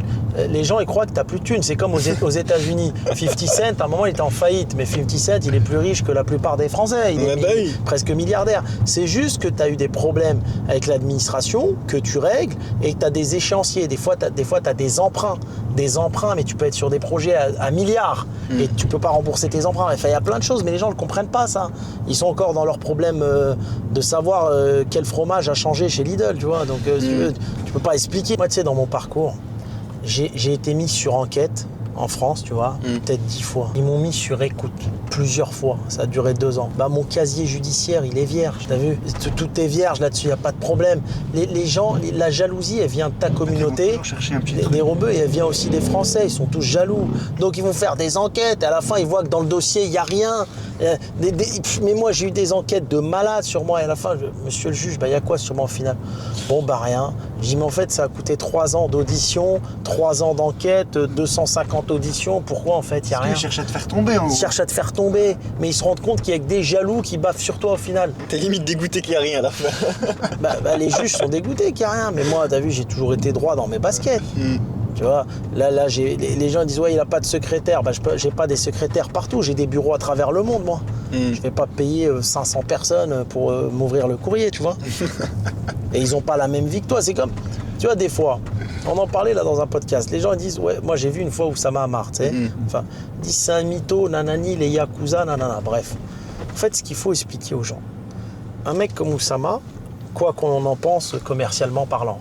Mais il n'a pas la même vie que monsieur tout le monde qui fait bien métro sûr, pour le bien dodo. sûr, bien Donc sûr. il ne va pas rencontrer les mêmes gens. C'est rien à voir, Tu vois. c'est qu'il provoque des choses dans sa vie que très peu Voilà. de personnes vont avoir. Moi, une fois, je me baladais dans un resto en Colombie, à Medellín, à ma table. À côté, je me trouve avec le frère de Pablo Escobar. On commence à discuter. Une autre fois, je suis à Acapulco, au Mexique. Il y avait les deux boss du plus gros cartel de narcotrafic qui a la table à côté. Plus tu voyages, plus tu es dans des trucs de fou, plus il va t'arriver des trucs de fou.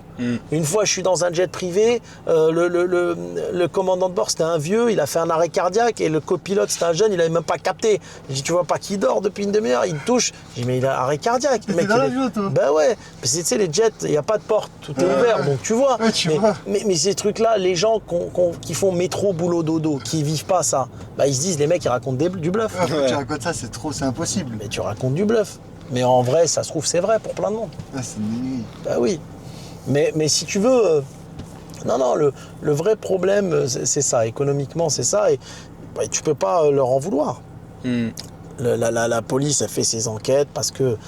Moi, je leur en veux pas parce que tu as trop de gens de notre communauté aussi qui ont fait de la merde. Non, mais ça, Ah, c'est vrai. Je vais hein. pas te mentir. Ah, ça va dans tous les sens. La dernière fois que j'étais en France, on me casse la voiture 3 fois. 3 fois, j'ai mis des AirTags dans mes trucs, j'ai pisté les mecs, c'était des rebeux 3 fois. Il y a un moment donné, t'as vu voilà. Et comme elle dit ma mère, moi, un petit truc, toi, tu parles arabe ou pas, non? Moi, je suis rif, c'est-à-dire, moi, c'est c'est- Waqt Mazert. Ah, c'est autre chose. C'est tout Elle truc. dit ce pays, comme elle dit Rebeu, elle dit c'est un pays, on s'en rend pas compte, mais il est limite musulman. En fait, Bien tout est sûr, gratuit. et je suis d'accord, mais Oh, ça, ils c'est. soignent les gens, tout est gratuit. Tu imagines qu'il y a des gens qui viennent du bled, ils ont jamais cotisé c'est- ici, ils vont se faire soigner C'est gratuit. Tu sais, Hakim, T'as vu ça, c'est. Bon, ça, il y en a plein qui vont pas apprécier, mais. Il y en a plein, ils vont pas apprécier ce Moi, que c'est tu pas dis. grave, je parlais. C'est mon droit de dire la vérité, Écoute, les gens, ça écoute. leur plaise ou pas. On Le s'en fout, souci, on dit la le vérité. souci, nous. Emran témoignera parce qu'on y était ensemble. Le souci, c'est que les gens réduisent l'islam à quoi? À l'appel à la prière, etc. Ouais, non, mais c'est mais pas la ça. propreté, l'égalité, Ouais, la fraternité, la justice, toutes ces choses-là qui sont des valeurs qui sont islamiques, Ben, bien ok, sûr, ben, bien sûr. qui sont vraiment à l'image d'une société islamique, en fait, ils les délaissent, ils les oublient. Voilà, Tu vois. exactement. Alors que c'est une vérité, tu vois, parfois. Bon, après, ça se développe, etc. Tu vas pas faire de généralité. Moi, par exemple, tu sais, on va prendre le cas de Dubaï. Dubaï, c'est exceptionnel. Maintenant, moi, je le dis, ma foi, je la trouve plus en sécurité en France Bien qu'à sûr. Dubaï. Bien Après, sûr. c'est une réalité, ça. C'est une réalité. Celui qui Mais dit les le gens, mec, tu leur pour dis moi, ça, il abuse. mais le mec explose. Ah non, mais tu non, vois. mais parce qu'ils n'ont pas en fait une vision globale. Tu vois, moi, ce que j'apprécie dans ce pays, la France, même un président, il se fait juger. Sarkozy, lui mettre le bracelet, c'est ça que j'aime bien, j'en ai rien à Ouais, bah foutre. oui, oui. C'est, t'as vu, on essaye de faire la loi pour tout le monde, tu Les verras gilets jaunes jamais. et tout, c'était fou. C'est vrai qu'ils ont mis le bracelet à Ben Sarkozy. ouais, ils en ont rien à foutre, et ils ont raison, et c'est ça. Tu vois, moi, pourquoi j'aime beaucoup la Suisse? La Suisse, c'est très, très démocratique. La Suisse, tu vois, le président, il est en trottinette, il arrive dans le supermarché en train d'acheter ses trucs. C'est, tu vois. Je suis jamais allé, moi. Si, c'est bien. C'est, pour Même moi, c'est. businessment parlant et tout, c'est intéressant. Ouais. Pour moi, c'est un des pays. Et toi, nous, on a des bureaux là-bas. Pour moi, la Suisse, c'est la vraie démocratie. Il y a une phrase, moi, tu sais, j'ai grandi. Ma maman m'a fait grandir avec les citations arabes. Et j'adore, je suis un mec, je lis beaucoup, j'adore les citations La arabes. poésie arabe aussi, c'est un- Et les citations françaises aussi. Hein. J'adore. Et il y a une citation arabe qui dit Qui tchouf arabi njah, araf beli bni amou ma hdarlouch. Ça veut dire, si tu vois un arabe réussir, sache qu'il n'y avait pas d'autres arabes autour de lui. Elle est incroyable, celle-là. Et moi, dans ma vie, ceux qui me l'ont le plus fait à l'envers, je te jure, c'est vrai, c'est les Arabes. Jamais eu de problème avec les Français, d'accord? J'ai trouvé que c'était des gens très très droits. T'as vu le Français, je parle pas les plafonds de verre et tout, on parle plus à haute sphère, là, Ouais, on parle en non, bas. on parle à Les généralement. salariés, les Français et tout, en général, ils sont très droits. Ouais. Ils sont très droits et j'ai eu affaire les problèmes, et c'est malheureux, hein, les vrais problèmes que j'ai eu, ceux qui racontent n'importe quoi, qu'on voit des lettres anonymes sur toi pour te mettre dans la merde et tout, et ben c'est des personnes d'origine algérienne comme toi. C'est une dinguerie, mais moi, tu vois, je l'ai vécu comme ça. Moi, la première personne, moi, tu sais, quand j'étais petit, je bougeais pas trop dans, tu sais, tout ce qui était activité, la patinoire, c'est ce genre de conneries, etc. Et moi, celle qui me faisait sortir, c'était la mère d'un ami à moi, hein, Victor. Hein. Voilà. Et c'est elle qui m'a fait sortir quand j'étais petit, genre littéralement. C'est elle qui m'a fait bouger, qui m'a fait sortir, etc. Tu vois. Ouais, tu penses, elle vient d'où cette haine? Genre, c'est quoi cette jalousie? C'est que c'est des personnes, je pense, enfin, pourquoi ils jalousent? Parce que c'est des personnes au début, ils sont à la même échelle que toi, tu vois. Vu qu'ils sont au même niveau que toi, et vu que lui, il voit qu'il a pas bougé et toi, t'as bougé, psychologiquement, il se dit, Les mais gens- attends, si lui, il a réussi Les gens se Vu que moi confortent. lui, on était voisins. Les gens on se était- confortent dans leur médiocrité, c'est une réalité. Voilà, ils se conforment. Mais ils sont encore à l'époque animale, ils ont rien compris, ces gens-là. Moi, je vais pas te mentir. Moi, je dis la vérité, je m'en fous. Hein. Mes amis d'enfance, moi, t'as vu, c'est des Français, très ouverts. Il y en a un, il est athée, l'autre, il est chrétien, un, il est converti. Ils viennent à la maison, on est une grande famille, on n'a jamais connu ces problèmes qu'on voit aujourd'hui aux infos. Les personnes issues de notre communauté, il y en a des très bien, heureusement. Mais t'en as, ils sont là en concurrence, ils vont regarder quelle voiture il a, pourquoi, qu'est-ce qu'il consomme, ils veulent voir à quel niveau ils ont sent socialement par rapport à toi. Tu vois, alors qu'ils n'ont pas compris que les milliardaires de ce monde, c'est les plus humbles. Ils sont en vélo, ils sont en trottinette. Tu regardes juste la différence de mindset aujourd'hui. Tu vas prendre le Maroc ou la Suisse, par exemple. Tu vas en prendre 2 pays. Au Maroc, pour eux, si tu arrives à un rendez-vous en trottinette ou en vélo, t'es personne. Faut que tu viennes avec un gros 4x4. Faut que je vienne avec eux. T'as vu, parce que l'image, Costume, tout, c'est super. l'image est importante. Tandis que la Suisse, moi des fois j'ai des associés, on a des rendez-vous, ils sont milliardaires. J'ai des associés à moi, c'est des mecs de Suisse qui ont beaucoup d'argent. Mais ils arrivent au rendez-vous, ils sont en trottinette, avec un t-shirt blanc. Ça, tu le mets dans un pays arabe, en Afrique noire et tout, ils vont dire c'est quoi ce tocard, c'est la SS, tu vois. C'est une différence de mindset. Mais ça vient d'où? Ça vient de l'éducation depuis jeune âge. Je sais pas du tout. Ils sont dans le jugement matériel, ils ont pas pris de la hauteur. Ça reste des pays en cours de développement, qu'on le veuille ou pas. Hein. Ouais, c'est comme moi, c'est ce que je disais quand moi je me suis lancé en entrepreneuriat à 17 ans. Ouais. Tu vois, quand je me suis lancé, qu'est-ce qui m'a motivé, Emre? C'était m'acheter une belle voiture. Ouais. Tu vois, quand t'es gamin, c'est l'argent, c'est le Bien sûr, matériel. bien sûr, bien Tu sûr. vois, après, il n'y a pas de mal à ça, mais tu évolues. Et maintenant, Tu quand évolues. j'évolue, maintenant, c'est la conquête. Maintenant, Moi, c'est je ça. dis- Tu vois, ce genre de choses qu'on est en train de faire là, c'est quand je regarde les vidéos d'il y a 1 an et demi, 2 ans quand on bosse. Tu vois. Et encore, t'es jeune, t'as quel âge? 21 ans. Mais tu vas encore changer. Ouais. Il y a un moment, tu sais, l'argent, je vais dire, moi, alhamdoulilah, je me suis tout offert. Des jets privés, les bateaux et tout. À un moment, t'as plus envie de rien. Tu veux les belles rencontres. Tu veux les bons moments. C'est ça la vie. La vie, c'est les moments, c'est la valeur, c'est les rencontres, c'est les gens. Il y a un moment, une fois que tu as la belle voiture, tu vas la ranger dans le garage, Ah, tu la tu prendras Ça y est, plus. tu la toucheras plus. Il y a un moment, tu vas t'acheter C'est un trop beau important, bateau, c'est la vision, bah, c'est- tu vas retourner faire du jet avec tes potes à Montpellier. Parce que en fait, en fin de compte, on était mieux. Ouais, bah oui, bien C'est sûr. vrai, hein. Tu vois. Mais tu sais que la première chose, nous, on s'associe, on s'est rencontrés sur un Discord, tu vois. C'est fou. On s'associe il y a 2 ans. Ouais. Et la première chose que je lui dis, c'est en vrai, c'est quoi qui te motive, tu vois. Ouais. Parce que pour moi, quelqu'un, si c'est juste l'argent qui le motive, c'est pas du long terme. Tu vois ce que je disais? Je dis, toi, en fait, il faut que ça va plus loin que là. C'est quoi ta vraie mission? Ouais, et ta vraie on avait la vision? même vision avec Emre. C'est ça, je lui dis, c'est quoi au plus profond ta vision, genre, à accomplir? Parce que si tu me dis c'est que l'argent, malheureusement, ça va pas tenir sur le long terme, tu vois. Ça fera pas, tu sais, l'argent, je te jure, ça fera pas tout. Tu sais, là, j'étais à Marrakech, je visite la maison d'un mec qui vend, et tu vas rire, tu vas comprendre l'argent, c'est quoi. Il vend 4 hectares et il a construit une maison de 3000 m² sur 4 hectares, ok. et je dis au gardien, mais je dis, c'est quoi la petite maison derrière? Il y avait une petite maison qui faisait 50 m². Ouais. Bah, il me dit, il vit là, le patron, avec sa femme. Mais je dis, pourquoi celle de 3000 m², là, elle est vide? Bah, il me dit, c'est trop grand. Est-ce que tu vois l'argent? En fait, il y a des gens qui crèvent de faim. Il y a des gens, ils se font des villas de 4000 m², mais pour aller du salon au chiottes, tu mets 2 heures. C'est pas ça. Ah bah. Et tu vois, moi, j'ai des potes très riches qui ont acheté des maisons comme ça. Et en fait, après, ils ont loué des apparts pour aller en vacances. Ils disent, mais moi, je fais un appart, je vais être là. C'est trop grand là où je suis. Tu vois, il y a un moment, ce qu'il faut, c'est un endroit où tu te sentes bien. Et chacun fait ce qu'il veut de son argent. Moi, tu vois, quand j'ai vendu mon groupe, j'aime pas parler de ça. Chacun sa cause. Moi, l'argent, ça me sert à être libre. Dès que tu es libre et que tu peux voyager de façon luxueuse ou de façon très simpliste, c'est ton choix de vie, bah, tu as déjà gagné. Ouais. Et après, c'est pour faire des causes. Moi, j'estime il va tous y avoir un jugement. Qu'est-ce que tu as fait avec ton argent?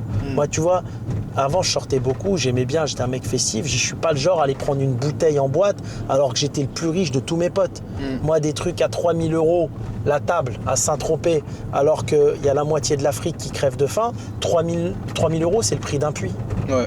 Je dors mieux si je me dis j'ai balancé 3000 pour faire un puits. J'en ai rien à foutre d'être Ouais, là bien pour faire rigoler 3-4 gamins. Tu vois ce que je veux dire? Ah, mais c'est ça. Et ça, c'est ce que tu veux faire. Ça, Est-ce que c'est tu ce veux qui fait faire partie de ta vision finale, tu vois. Voilà. Mais on parlera des assos et tout après si tu veux. Est-ce Si tu as que- envie d'en parler. Est-ce que tu veux faire des orphelinats? En fait, à quoi veux-tu que ton argent durement gagné serve? Ça, c'est la mission de ta vie, concrètement. Voilà. Et on en revient à la Pourquoi mission tu de te ta bats tous vie. les jours, tu vois. Exactement. Mais toi, en plus, c'est la question, je dis, tu sais, Baptiste, je lui dis, ouais, Hakim, tout le temps, les gens, ils lui posent les mêmes questions et tout. Mais au final, c'est quoi son vrai Tu sais, combat, tu vois? Hakim, tu donnerais quoi comme conseil à un jeune qui veut se lancer? Et moi, ce que je dis, c'est quoi en fait son vrai combat, moi? Ouais, c'est qui ça, c'est quoi ta m'intéresse, tu vois. vision? Tu me dis à 24 ans, t'avais tout ça, mais c'est quoi qui te motivait? Il y avait bien un but. Moi, ma vision aujourd'hui, je te le dis aujourd'hui, c'est j'ai un objectif parce que j'ai une revanche. Il y a des revanches sociales, il y a plein de revanches. Ok, moi, j'ai une revanche à l'injustice. Donc, mon premier objectif, c'est de devenir milliardaire. D'accord, pour le kiff. Parce que moi, je suis quelqu'un. J'ai un besoin de reconnaissance vis-à-vis de mes parents. Moi, mes parents, ils ont quitté leur pays, comme peut-être vous, pour venir dans ce pays. D'ailleurs, on se fait une belle balade aujourd'hui à Paris. Ils ont souffert, ils ont quitté leur famille, leurs amis. Mon devoir, c'est pas qu'il y ait la police qui vienne à la maison déranger mes parents. Mon devoir, c'est que mon père, il me voit dans les journaux, il dit voilà, ton fils est devenu milliardaire. Pour qu'ils se disent, j'ai pas ramené mon fils pour rien ici. Ça, c'est mon premier devoir. Le deuxième, c'est tout offrir ensuite à des associations. Je vais pas les enterrer avec moi.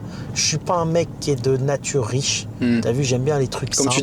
tu disais, t'es un pauvre qui a de l'argent. Je suis un pauvre qui a de l'argent. Moi, t'as vu, tu vois, moi, quand je prends un avion, en leasing, parce que je suis un amoureux de l'aviation, j'achète donc un avion en leasing. L'avion, il faut qu'il me fasse perdre 0. Je le donne à une société qui le loue. Quand je m'en sers pas, c'est 0. Pour un bateau, c'est pareil. Et en fait, quand je me suis rendu compte que tu achètes un bateau de 20 mètres, mais t'emmènes qui? Tu vas emmener ceux que t'aimes, donc ta famille, tes parents, ils veulent pas monter dedans. C'est vrai, ça. Ils vont me dire c'est trop pour nous. Tu veux faire quoi? Mon père, je lui ai acheté des Mercedes, des Classe S, il les a rendus au garage.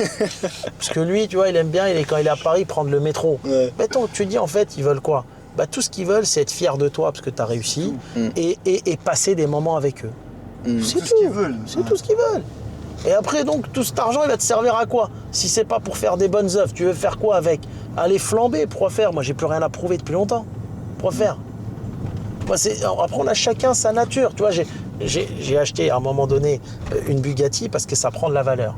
Quand je me balade avec, je suis allé avec en vacances dans le sud de l'Espagne, mais moi, je suis le genre, quand j'arrive à un resto, je dis à mon ami de la conduire et moi, j'arrive à pied. Parce que c'est ma nature. J'aime pas parce qu'il y a des gens qui n'ont pas de quoi manger. Pourquoi tu veux donner envie aux gens? C'est comme moi, il y a un fléau là, l'été, tu vas au Maroc, l'été tout le monde vient avec des gros lambeaux, ils arrachent tout, etc. Tu vois. En fait, ils vont dans la misère rouler avec de. Moi, au Maroc, je roule en Clio. Ouais. Je roule en Clio parce que je roule en Clio et je kiffe. Moi, je suis un amoureux de Marrakech. J'adore Marrakech. Je kiffe les endroits populaires. Mes potes, ils m'invitent dans des palaces. Là, tu vois, c'était le Ftour et tout, des palaces, Fort Cézanne, Mandarin, Palais Salman et tout. Bon, j'aime bien. Mais moi, t'as vu, je mange pas trop le soir. J'aime bien les petits trucs populaires, les boui-boui. Ouais. Je kiffe ça avec des gens C'est la populaires. découverte des cultures. Mais moi, quand je voyage, j'aime trop ça. Je Quand je suis en Asie centrale, c'est ça qui me fait kiffer. C'est de découvrir leurs coutumes, découvrir leurs Mais tu vois, cultures. c'est ça, Emery. Moi, c'est ça, j'aime trop. Moi, je partais tout seul dans des pays pendant 8 mois, il peut te dire. Je partais et je découvrais. Moi, j'avais les pas gens, ce côté tu vois. foufou. Moi, je voulais prendre Après, des la nuit Airbnb avec et moi, tout. tu vois. Il dit quoi? Non, on va aller dans un hostel, on va dormir. Auberge de jeunesse. Salut. Mais c'est là que t'apprends la vie. Ouais, c'est vrai. La vie. On a fait des rencontres de fous dans les On a fait de auberges. sacrées rencontres. Tu rigoles et tout, tu vois. À Dubaï, des jeunes comme toi et tout, C'est c'était fou. incroyable, c'est incroyable. Il n'y a rien, tu vois, et ça vraiment les jeunes qui vont regarder cette vidéo, il n'y a rien de plus enrichissant que les voyages. Ouais. C'est Partez magnifique. tôt, faites-le. En plus, vous êtes dans une génération, c'est pas cher. Ouais. Les billets d'avion, c'est pas cher. Tu peux travailler n'importe où dans le monde. C'est ça qui est fou. Visiter ce monde, le monde, c'est une tuerie. En Il est fait, trop beau. en France, on a trop de compétences qui nous permettront de survivre dans d'autres pays. C'est ça qu'il faut comprendre aussi. Bah, bien sûr. Il y a plein de trucs, même t'as la langue, tu vois, t'as la langue, tu sais, surtout ceux qui savent parler anglais. Oh, ceux qui savent parler anglais, moi j'arrive pas à comprendre, tu vois. Tu sais parler anglais français, c'est impossible. Tu me dis, tu vas pas dans un autre pays, tu fais pas d'argent. Moi, je vais te dire, j'aime pas. Il y a une différence entre les vacances et les voyages. Ouais. Moi, j'aime les voyages. Avec moi, c'est des aventures. Moi, tu m'emmènes aux Maldives dans un hôtel 5 étoiles, au bout de 2 jours, je rentre, ça me gave. Moi, j'aime les voyages. Et j'aime pas le gaspillage. Tu vois, des potes à moi, des fois, on va en vacances, ils me disent, ouais, mais pourquoi tu prends pas des chambres d'hôtel alors à 500 balles? Mais je dis, moi, je dors pareil dans une chambre à 50 balles ou 100 balles. Ouais, mais t'es blindé. Mais pourquoi faire, frangin? Je dors. Il y a des gens, ils crèvent de faim. Regarde, en Afrique, t'as pas visité. Viens, on va en Éthiopie ensemble. J'ai été, je connais. Viens, on va en Namibie. Viens, on va en Somalie. Je dis, qu'est-ce que tu me racontes? Et souvent, ceux qui sont là dans le Matuvus, ils ont pas une thune. Ouais, mais c'est ça. Moi, à l'époque, tu vois, je voyageais quand j'allais là-bas en éco. Tu sais, c'est qui prenait un business? C'était mes salariés. Ouais. Ah, tu l'avais dit, ça. Je dis, je dis, votre salaire, c'est moi qui vous le fais. Tu prends 4000 par mois, tu prends un billet d'avion à 4000. Bah, aujourd'hui, ils n'ont pas un rond. Ils sont encore salariés. Les mecs, c'est des débiles. C'est pas ça la vie. La vie, il faut te dire. Et voilà, moi je suis encore de génération. Tu as vu, mon père, je l'invite au resto. Il regarde le ticket de caisse et il entoure les trucs. Il me dit, ah, Hakim, c'est cher ici. Donc je peux pas aller gaspiller comme ça. Bien sûr. C'est pas dans ma nature. Et tu sais, les vrais riches, moi j'ai des potes, ils font attention. les familles riches et tout. Finance qui les a ramenés là aussi. Bien sûr, mais c'est ça. Super important ça, tu vois. Ah, moi, un truc tout bête, hein, je vois, je suis sur cette caméra, ma mère, je dis combien 850, waouh. Elle mange un choc, parce qu'il tu vois, pour elle, c'est des choses qui sont inconcevables. C'est rien en vrai, tu vois, c'est du matériel pour le boulot. Mais... Et c'est un respect pour les anciens que de respecter votre argent. Faut respecter l'argent. Je suis d'accord. Faut pas, t'as vu, moi, des fois, on aime bien la marque comme tout le monde, mais pas trop. On aime bien, tu vois, mais il faut respecter. Moi, les mecs, t'as vu, allez, tu vois les influenceurs, là, ouais, je suis en first, mais il coûte 15 000 € le billet. Est-ce que t'es fatigué déjà, toi, pour dormir dans l'avion? Une phrase que j'aimais bien qu'il avait dit à Hakim, travaille quand t'es jeune pour quand t'es vieux. Exactement. Moi, ce qui me choque, 15 000, mais donne-la à ta mère. Tu donnes 14 000 à ta mère, elle sera contente. Mais moi, j'en connais, ils donnent rien à leur mère. C'est ça. Mais non, il est là, 15 000. Mais non, mais c'est même pas. Encore, t'es un putain d'homme d'affaires, un financier international. T'es fatigué, t'as un jet là de fou, t'as envie de dormir, t'arrives frais à une réunion de malade mental le lendemain matin à New York à 8h. Mais toi, tu sais même pas où tu vas en vacances. Il y a marqué, c'est quoi? Business class. Bon, la business encore ça va. First, mais c'est des trucs pour tu vois ce que je veux dire? Moi, t'as vu, comme je dis souvent, même si j'ai bien gagné ma vie, je les ai gagnés kebab par kebab. Donc, t'as vu, j'ai une vraie notion de l'argent. Je pense que les mecs qui gaspillent autant aujourd'hui, des 100 000 par mois, quoi qu'ils aient comme thune à côté, c'est des gens qui les ont gagnés facilement. C'est ça. Bah, c'est ça, tu sais, quand tu gagnes ton argent dignement à la sueur de 30 francs, t'as pas envie de le claquer. Alors moi, je connaissais des mecs, c'était des trafiquants et tout, pareil, ils gaspillent à tout va. Je dis, les gars, moi, je les ai gagnés honnêtement, dignement, difficilement. Donc, je peux pas vivre votre vie, même si j'ai gagné plus d'argent que vous. Tu vois. Chacun a son mode de truc. Je préfère que ma sueur et ma souffrance, elle aille à des gens qui en ont vraiment besoin. Je m'en fous, moi, d'être en first. T'as vu, en plus, tu rencontres des gens intéressants. Tu vas rencontrer quoi aujourd'hui en first? C'est des influenceurs. Ou des vendeurs de formation. Des vendeurs. Je vais faire quoi? Il n'y a que des gens qui vont te montrer un certain fast life pour te vendre des conneries. C'est vrai ou pas? Pour te dire, achète. J'appelle ça, moi, des. C'est marketing, ça, prochainement. C'est des vendeurs de Le pire, pelle. c'est que ça marche beaucoup, hein, c'est fou. Mais Quand je vois ce marketing-là, je me demande combien il y en a qui se font avoir. Mais t'en as beaucoup qui se font avoir. Hein. Après, dis, tu sais. C'est normal, il s'attaque aux faibles d'esprit. Ouais, T'as le mec, Mskin, il est là en France, à Lille, dans le froid, déprimé au mois de décembre, il travaille à l'usine, il se dit ouais, peut-être j'achète une formation, moi aussi je vais être en first, tu vois. Alors que l'autre, il gagne de l'oseille en lui montrant la first. C'est comme le mec qui te vend le livre Comment devenir riche. Bah lui, il est devenu riche en te vendant le livre. C'est tout. C'est ça, mais après, c'est vrai que dans le marketing d'influence et tout, t'as des formateurs qui vont de la connaissance, qui te ramènent là où tu veux être aussi, tu vois, mais il faut juste bien... Regarde, nous, en vrai, on a tout appris. Regarde, moi, pour te prendre un exemple. De base, je suis ingénieur en énergie, ok? Ouais. Aujourd'hui, je vis de mon business qui est dans le marketing digital, qui n'a rien à voir. Ça veut dire que j'ai rien appris à l'école de ce que je fais actuellement, tu vois. Ouais. Mais j'ai tout appris dans des formations. Par contre, c'est vrai que je suis pas allé me former auprès du formateur du coin, tu vois. Je suis allé me former auprès des gars qui sont spécialisés dans la vente. Voilà. Je suis allé me former auprès des menteurs qui sont spécialisés sur les profils psychologiques. Je suis allé me former auprès des personnes qui ont fait de la négociation, tu vois. Je suis allé chercher l'information où elle était bonne. Voilà. J'ai pas pris la formation du coin où le mec il te vend parce qu'il est dans un jet. C'est pas ça qui m'attire. De toute façon, c'est pas comme ça qu'il me vendrait, tu vois. Mais là t'as été intelligent. C'est comme tout à l'heure, je parlais avec un journaliste, on parlait de ça. Il me dit, vous avez beaucoup de gens qui vous demandent des accompagnements. Je dis, des accompagnements franchise, t'as vu? Je dis, ça va arriver, mais c'est notre domaine de compétence. Je dis, parce qu'on est débordé. Là, oui, là, c'est ce que je lui dis, je dis, c'est même mieux que l'école. Moi, une vraie formation dropshipping qui coûte 2-3 000 balles, pour moi, si elle te rapporte 2-3 000 balles par mois, c'est beaucoup plus intéressant que cette payer 5 ans d'études à l'école qui rapporte zéro. Hein, tu vois. Mais c'est incomparable. Tu sais, moi, pour moi, le dropshipping, ça a été la meilleure école. Après, j'avais arrêté parce que c'était pas ce qui me faisait kiffer. Tu vois, c'était mais tu sais, j'avais 17 piges, je m'étais lancé avec l'e-commerce, etc. Et c'est ce qui ça a été la meilleure école, ça m'a donné tous les outils qu'après j'ai utilisés sur l'agence, Dans le etc. marketing, c'est pareil. On n'a eu pas peur d'investir. Hein. Pour moi, le meilleur investissement, c'est la connaissance. Nous, on a toujours fait ça. Les familles, au début, ils le comprennent pas. Moi, je me dis, alors en fait, on est parti d'un constat très simple avec Emery. Qu'est-ce qu'on a aujourd'hui de plus cher? Qu'est-ce qui aujourd'hui a le plus de valeur pour nous? Notre temps. Exactement. L'argent, il se fait. Le temps ne se refait pas. Si je peux poser de l'argent pour gagner 3, 4, 5, 6 mois, 1 an dans ma vie, mais je le fais 10 fois. Mais c'est ça que je kiffe dans votre génération. Ça, l'ancienne génération, ils l'ont pas compris. Ouais, moi, mon père, tu sais, mon père. Nos parents et tout. Mon père, je vois, quand j'étais petit, c'est toujours, je regardais des vidéos. Ah, quand je regarde, là, tu vois ce que je veux dire? C'est ça, ils sont comme ça. Tu sais que, il y a un mec, il m'arrête, tu vois, et j'étais en Thaïlande. Moi, j'aime beaucoup là-bas. J'étais 62 fois, j'ai une maison, c'est un endroit que je vais tous les ans. Et il me dit, je te donne 15 000 €, je veux passer 1 heure avec toi, juste tu m'expliques des trucs. Alors moi, j'ai passé l'heure avec lui, mais je lui ai dit, je te prends rien. Ouais. Je vais pas te prendre 15 000 balles, j'ai de l'argent et voilà. Ça m'a fait plaisir. Il m'a dit, Hakim, là, en 1 heure, tu m'as fait gagner 1 an. C'est la mais c'est ça. connaissance, ça n'a pas de prix. Et en fait, c'est ce que j'aime dans votre génération, c'est qu'elle a compris que la connaissance n'avait pas de prix. Bah, regarde, des gamins de 16 Moi, maintenant, ils payent des 2 000 € sur des formations. Moi, moi d'ailleurs, c'est ce qui m'a un C'est un peu. truc de fou. Moi, c'est ce qui m'a étonné chez toi, Hakim, c'est quoi? C'est que moi, je connais des gens qui viennent de business physique, qui ont ton âge de ta génération, et toi, c'est la faculté que tu as t'adapter dans le nouveau monde. Tu Mais- sens les trains. mais- Toi, tu as compris l'enjeu de la personal brand. Mais parce qu'il est passionnant. Mais moi, tu vas rire. Je suis quelqu'un déjà de nature curieuse. Ce nouveau monde, il me passionne. La fois, je dis à Wissam, je dis putain, mais moi, je serais né avec cette période-là, je serais multimilliardaire. Vous êtes dans un monde de fou. Ça va Je dis, trop vite. Et tu vois, il y en a, ils comprennent rien. Moi, tu as vu, là, on fait des accompagnements franchise. Et donc, j'ai voulu mettre une équipe qui fasse ça parce que j'ai pas le temps. Et j'appelle des développeurs qui travaillent pour des grosses chaînes françaises, mais des chaînes qui ont pignon sur rue. Ils me disent, ah non, mais c'est de la merde, les réseaux sociaux, c'est du bluff, tout ça, c'est du bullshit, tu vois. Pour eux, en fait, accompagner la nouvelle génération et leur faire gagner du temps, bah, ils comprennent rien. Ouais. Ah mais en fait, C'est ouf. c'est la jeunesse maintenant, ça va vite. T'as vu dans les cerveaux des jeunes, ça va trop vite. Bah ouais. C'est les parce mecs. que on a pris cette valeur-là jeune, tu vois. Et surtout, on va pas se mentir, mais tu vois, les réseaux, ça apportait beaucoup de connaissances, tu vois. Ah, bah oui. Tout, tu vois, exemple YouTube, nous on regardait beaucoup tout ce qui est Alex Armondi, tout ça. Je sais Ouais. pas si tu vois un peu. Ah c'est ouais, qui. je sais qui, c'est l'américain, là, qui a Ouais. la barbe, ouais. Ouais, il a fait livre, genre l'offre à 100 millions et tout. Ouais. Mais c'est trop fou. C'est fou comment il Tu- a condensé. Mais Tu lis, tu te dis, mais attends, mais là il y a un problème, tu vois. En fait, vous, pour agrandir le truc, c'est que vous êtes dans une génération où vous avez accès à l'information rapide. Et dans l'accès à l'information, vous allez avoir, tu vois, aujourd'hui, tu vas avoir de plus en plus de vrais entrepreneurs.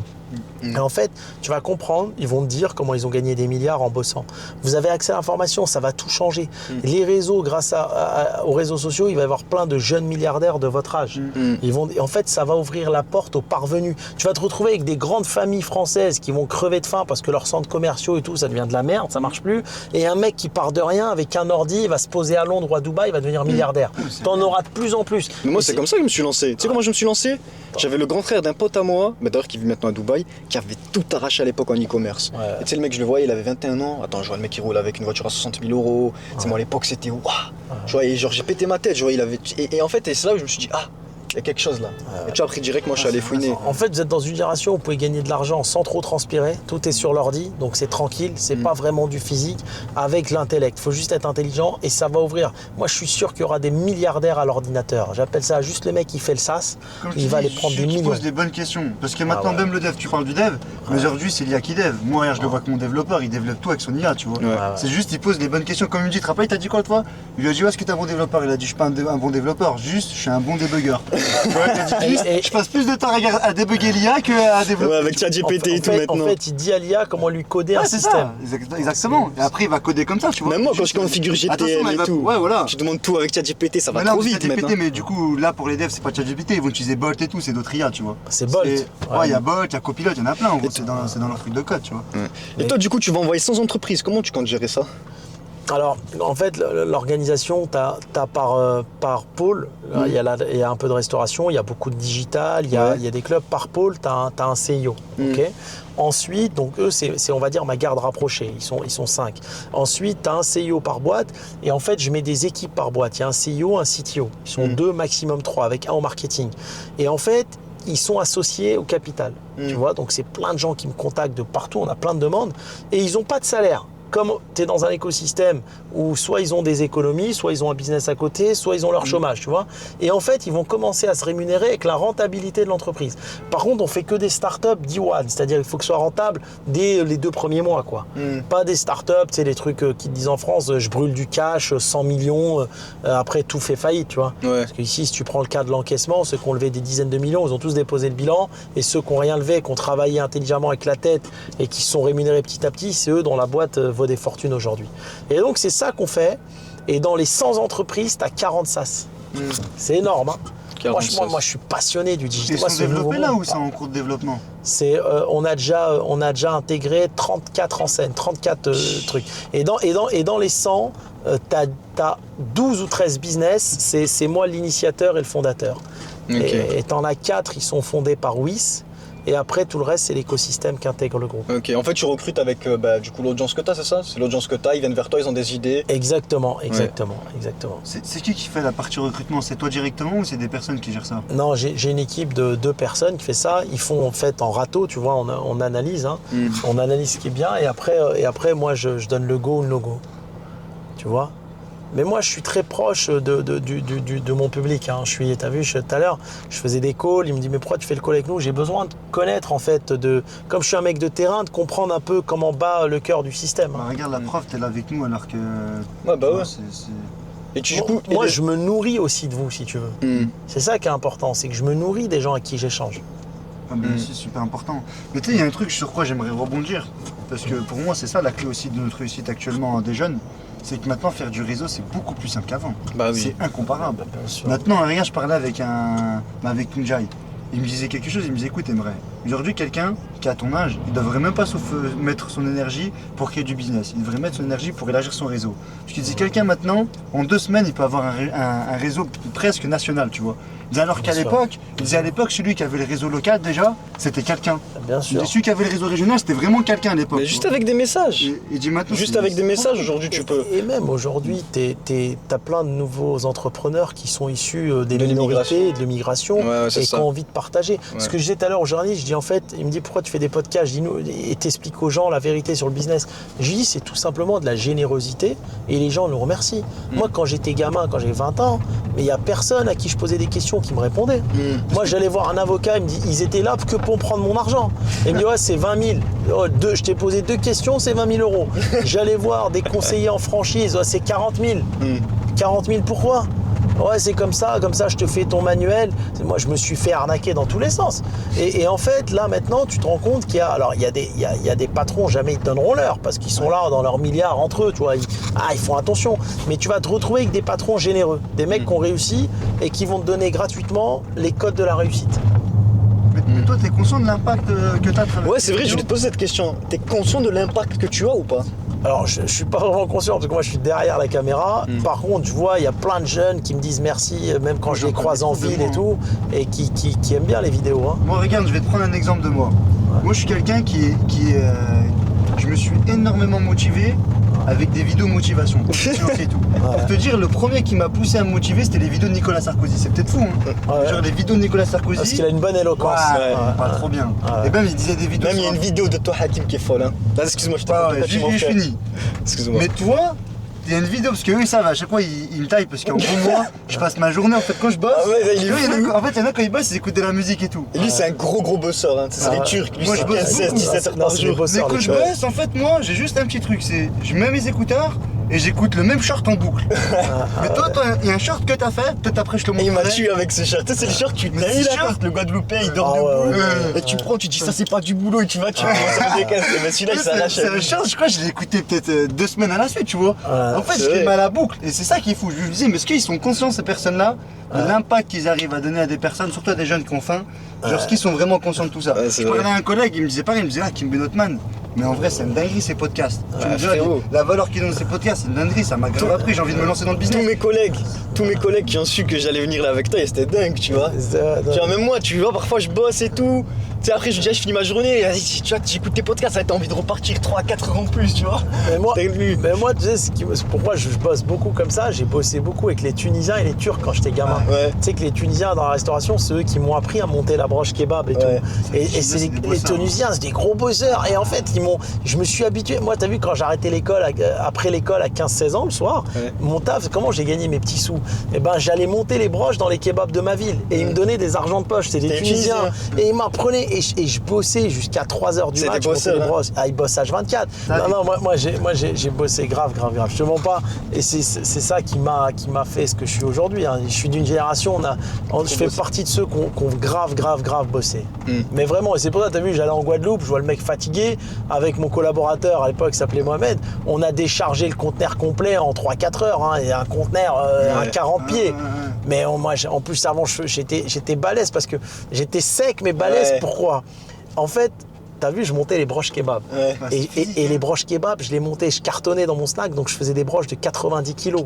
Et donc, t'as vu, je faisais pas de sport, mais je portais 90 kilos tout seul. Ça fait quand j'allais avec mes potes qui faisaient de la muscule dans la salle, j'étais plus sec, je portais 150 kilos normal, ils étaient choqués. Alors maintenant, j'ai 40 ans, j'y arriverai plus. Mais à l'époque, c'était un truc de fou. Tu sais que le kebab, les gens, ils s'en rendent pas compte, hein, mais c'est un métier physique. Bah, c'était physique. Psychologiquement, il est dur. Mais Le moi, stress, t'as vu, moi, je disais quoi, hein, regarde, moi, je travaillais dans les legs, dans tout ce qui est haute tension et tout. Je disais, je stresse beaucoup moins en train de câbler sur de la haute tension, alors que je peux mourir, hein, que en train de travailler au kebab avec mon oncle. Ah non, mais C'est plus là-bas parce que tu sais, là, tout le temps, c'est la course.